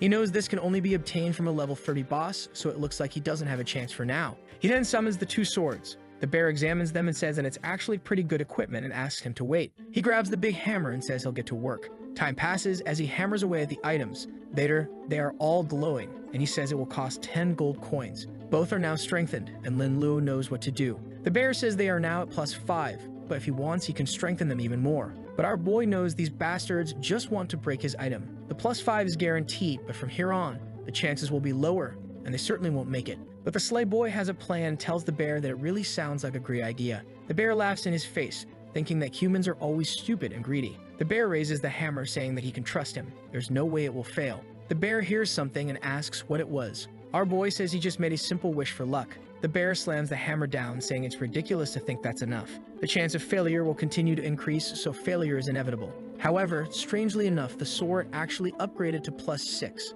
The bear is confused, he didn't even try hard, yet it worked. With that, the sword is strengthened again and many more times while the bear is doing everything he can to break it. He looks at the two swords filled with air and asks how it's possible that it upgraded 30 times without a single failure. Lin simply thanks him and asks if it's reached the limit. The bear apologizes, saying that unfortunately, that's as far as he can go. Our boy thanks him, saying it's a pity, while thinking that he's finally gotten revenge on this bastard who broke several of his items in his past life. Suddenly, a robot appears next to him and lists all the attributes and the name of the sword he's carrying. Lin is confused as to how that guy knows about his item and warns him that if he keeps broadcasting this information to everyone, he'll be cut in half. The robot seems to ignore him and walks past. However, Lin wants to know where the real body of this bastard is. Someone named Eagle sends a message saying he prefers to stay hidden in his safe place. He comments that Lin seemed very confident in upgrading the weapon and asks if he has something that increases the success rate of such things. Lin asks if the guy has ever heard the saying, "Curiosity killed the cat." The guy replies that he just wanted to know if Lin could help him strengthen his items in the future. And of course, he would be introduced to a business that would make him a lot of money. Our boy thinks he could just pretend to be a weak guy, and that this might be the only way he can make money. With that, he agrees to cooperate with this guy. The scene shifts to a meeting where they discuss the high probability of another disaster occurring after this one ends. Therefore, they will need new people to maintain peace in the city, and someone like the Black Emperor would be perfect. One of them seems to disagree with putting someone outside the system in such an important position. Another, with long hair, says that the Black Emperor's brother is serving time in prison, so it's inappropriate to have someone like him. The old man says it's more than clear that this was a setup, and no one should go against him. As soon as this disaster is over, his brother will be released. Additionally, when they recruit the Black Emperor, they'll grant any condition he wants. The others think it's a bit too much and ask if it's really necessary to go that far. However, the old man shouts that in this situation, they need 100% cooperation from the strongest people. In prison, Lin Lu is explaining to his brother various ways to get stronger and how to use different items. He says he's going on a trip and hands his brother a feather of hope, telling him that if he encounters any danger, he should use it.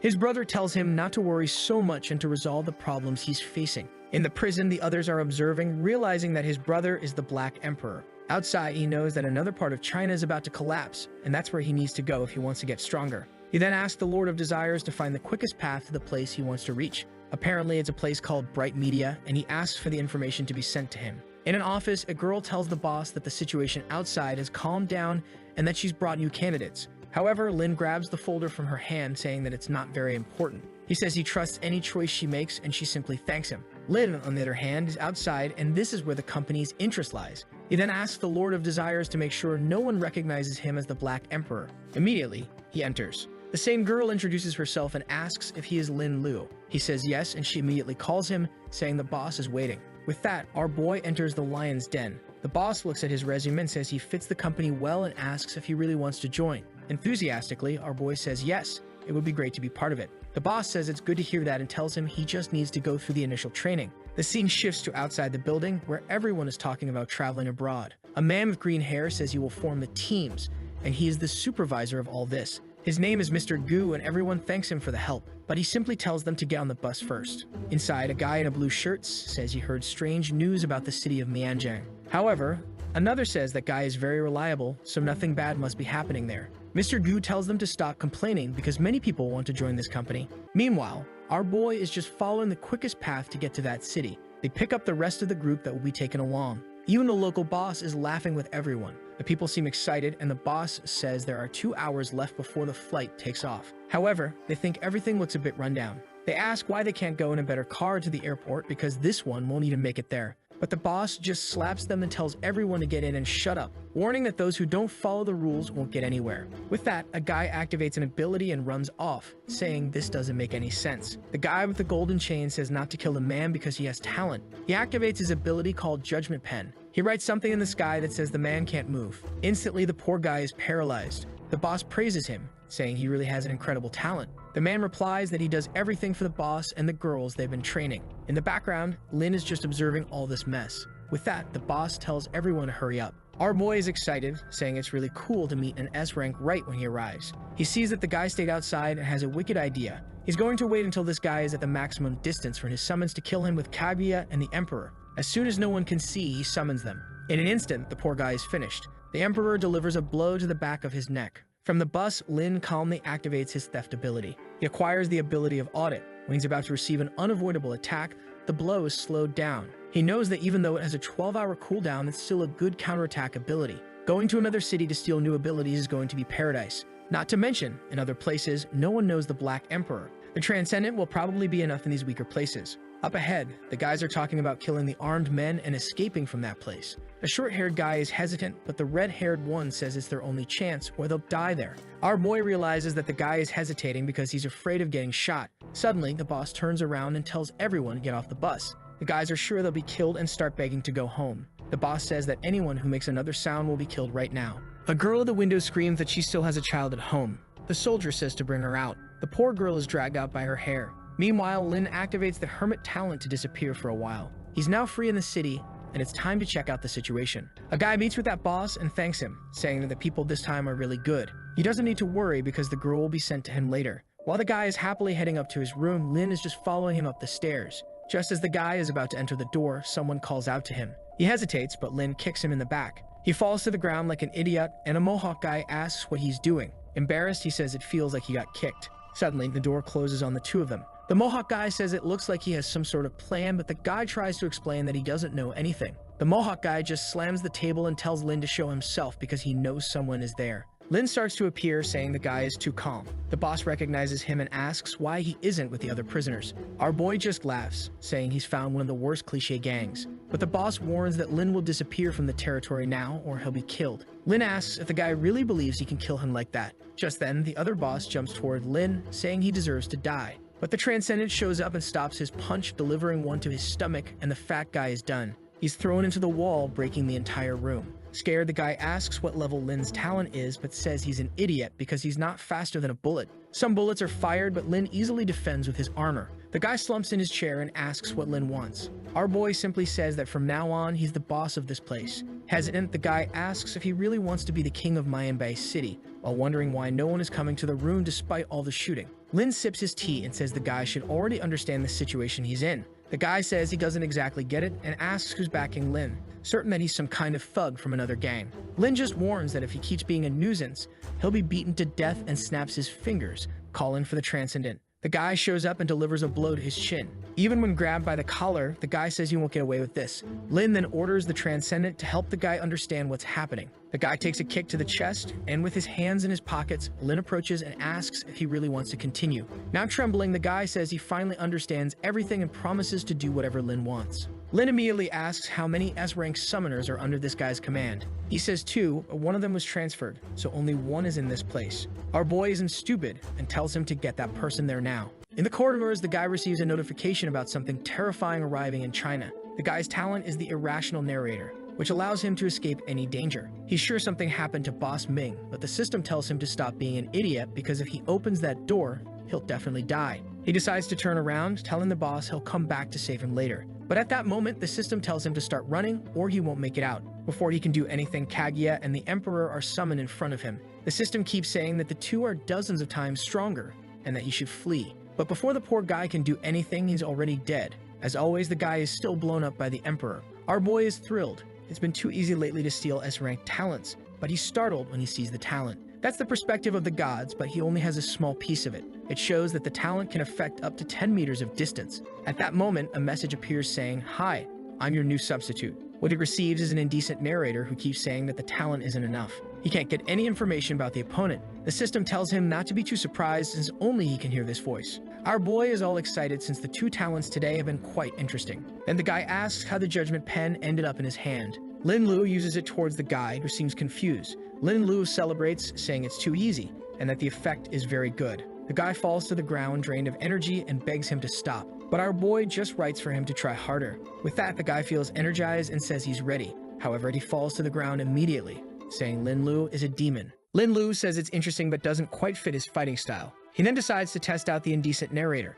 He quickly discovers that Chief Ming has over 90 million in currency, along with 200 people who are extremely well armed, and he's subjugated more than 672 people to perform various illegal acts. Lin Lu gets excited. Obtaining key information with that talent is very easy. He asks the guy how he has over 90 billion when they look like a bunch of poor people. At the same time, he stops the guy, telling him to answer quickly. The guy clings to his leg, trying to explain that even though they make a lot of profit, it's very expensive to maintain all of this. Not to mention, selling to a bunch of immigrants means he has to pay a tax in this place. Lin Lu gets angry that the guy is deceiving his own people to sell to others, and that this city seems to be a sin from start to finish. He says he won't kill the guy, but he'll have to do a little job for him. The scene shifts to a guy asking why the boss summoned everyone. He looks at Lin Lu and asks what he's going to do. Obviously, at that moment, everyone starts getting attacked. They begin to ask what's going on and if the boss is behind all of this. Lin Lu just says they will be food for him to get stronger. Then a guy seems to recognize him as Lin Lu. Lin Lu realizes this is Chief Gu, one of the guys who hired him at the first company. With that, he explains what's happening and tells Mr. Gu to capture everyone and throw them in the river. Scared, he tries to explain that the people there have weapons, but Lin Lu simply says he has a master in that place, so they don't need to worry. With that, he turns to everyone and says it's time for them to rise to power. The excited guys all shout, saying they want revenge. Meanwhile, the other fools in the new place are still immobilized. Mr. Gu thanks him and asks when Lin will return to their country. Lin asks when he mentioned that. Gu responds that it was just an assumption since Lin took care of all the bad people in that place. He says he just wanted to tell everyone that he wasn't fooled. He purposefully allowed himself to be captured and went there voluntarily. He's there to end this entire operation, so how could he leave now? They need to take revenge by stealing all the resources they have and dominating these territories. The people say it would be the most just thing to do, but they don't have weapons for that. Some of them beg to go back, saying they don't want to be part of this. Gu says that with the 100 people they have, it would be impossible to dominate this place. The system says that he's not convincing these people. However, an unexpected guest is about to arrive. He should show his true power, and then they will agree to work for him. With that, he tells everyone that he will show them whether it's possible to dominate this place or not. In the next scene, we see a car driving through some mountains. The guys seem to have information on the Black Emperor and are tracking him. But right at that moment, our boy lands on the car's hood, asking if they're looking for him. The guys ask what he's doing. Without answering, Lin draws his blade and unleashes an explosive slash. The attack hits the car directly. The system tells him he killed the guys so quickly that he should give a villainous smile. But suddenly, a little pig comes up behind him, and the system warns him to be careful. Lin easily dodges. The system says it's impossible to hit the boy with such an incredible talent like that. The pig finds it strange and wonders how this kid dodged him. The system keeps sending a bunch of messages about summoning the Emperor Lord or perhaps finding the identity of the other person with the Lord of Desires. Or the best option might be to take a look at the pig's belly because the guy's master is right there. Lin is confused by this. He was paying attention to what was happening. He was about to tell this damn system to shut up, but it turns out it's not so useless after all. He turns to the pig and tells him to come out because he knows he's hiding. The guy appears from inside the pig, wondering how the hell Lin knew he existed. The system then says that this person is the second most trusted by Chief Ming. Our boy smiles since he really needed a lot of information about this place. He pretends to be one of the guys from their team and says he's here to help the guy. The guy finds it strange since he received a message to stay on guard there. However, Lin tells him the secret code that only the leaders should know. The guy then decides to believe him and asks how many people were sent. Our boy says that a small place like this only needs him. Sometime later, he meets back with a group who think it's amazing that he solved it so quickly. He then introduces the guy named Fan Jisheng and announces that he's here to help everyone dominate the city of Yimian Bay. The guy says he's also from the chief's hometown. Lin warns that another major disaster is coming, and they need to monopolize everything that will happen in this place. Jisheng asks if it's something like those insects, and the protagonist confirms it is. However, the others say the enemies have many weapons, and in addition, there are some S-rank awakened individuals. At that moment, Lin pulls out a Nerf gun and performs a little trick where it glows. With that, he shows that no weapon is effective against him, and moreover, the Black Emperor can easily defeat any S-rank creature. That's when the guy next to him recognizes him as the Emperor and is amazed. Our boy says that with him there, they don't need to worry, as it will be pretty easy to conquer everything. The guy gets excited, saying that if that's the case, he definitely wants to cooperate, and Chief Gu tries to encourage everyone by saying that since things have changed, they need to get stronger. Lin tells them that once they dominate this place, everyone will have the resources to evolve even faster. The guys get excited, saying that if that's the case, they want to participate.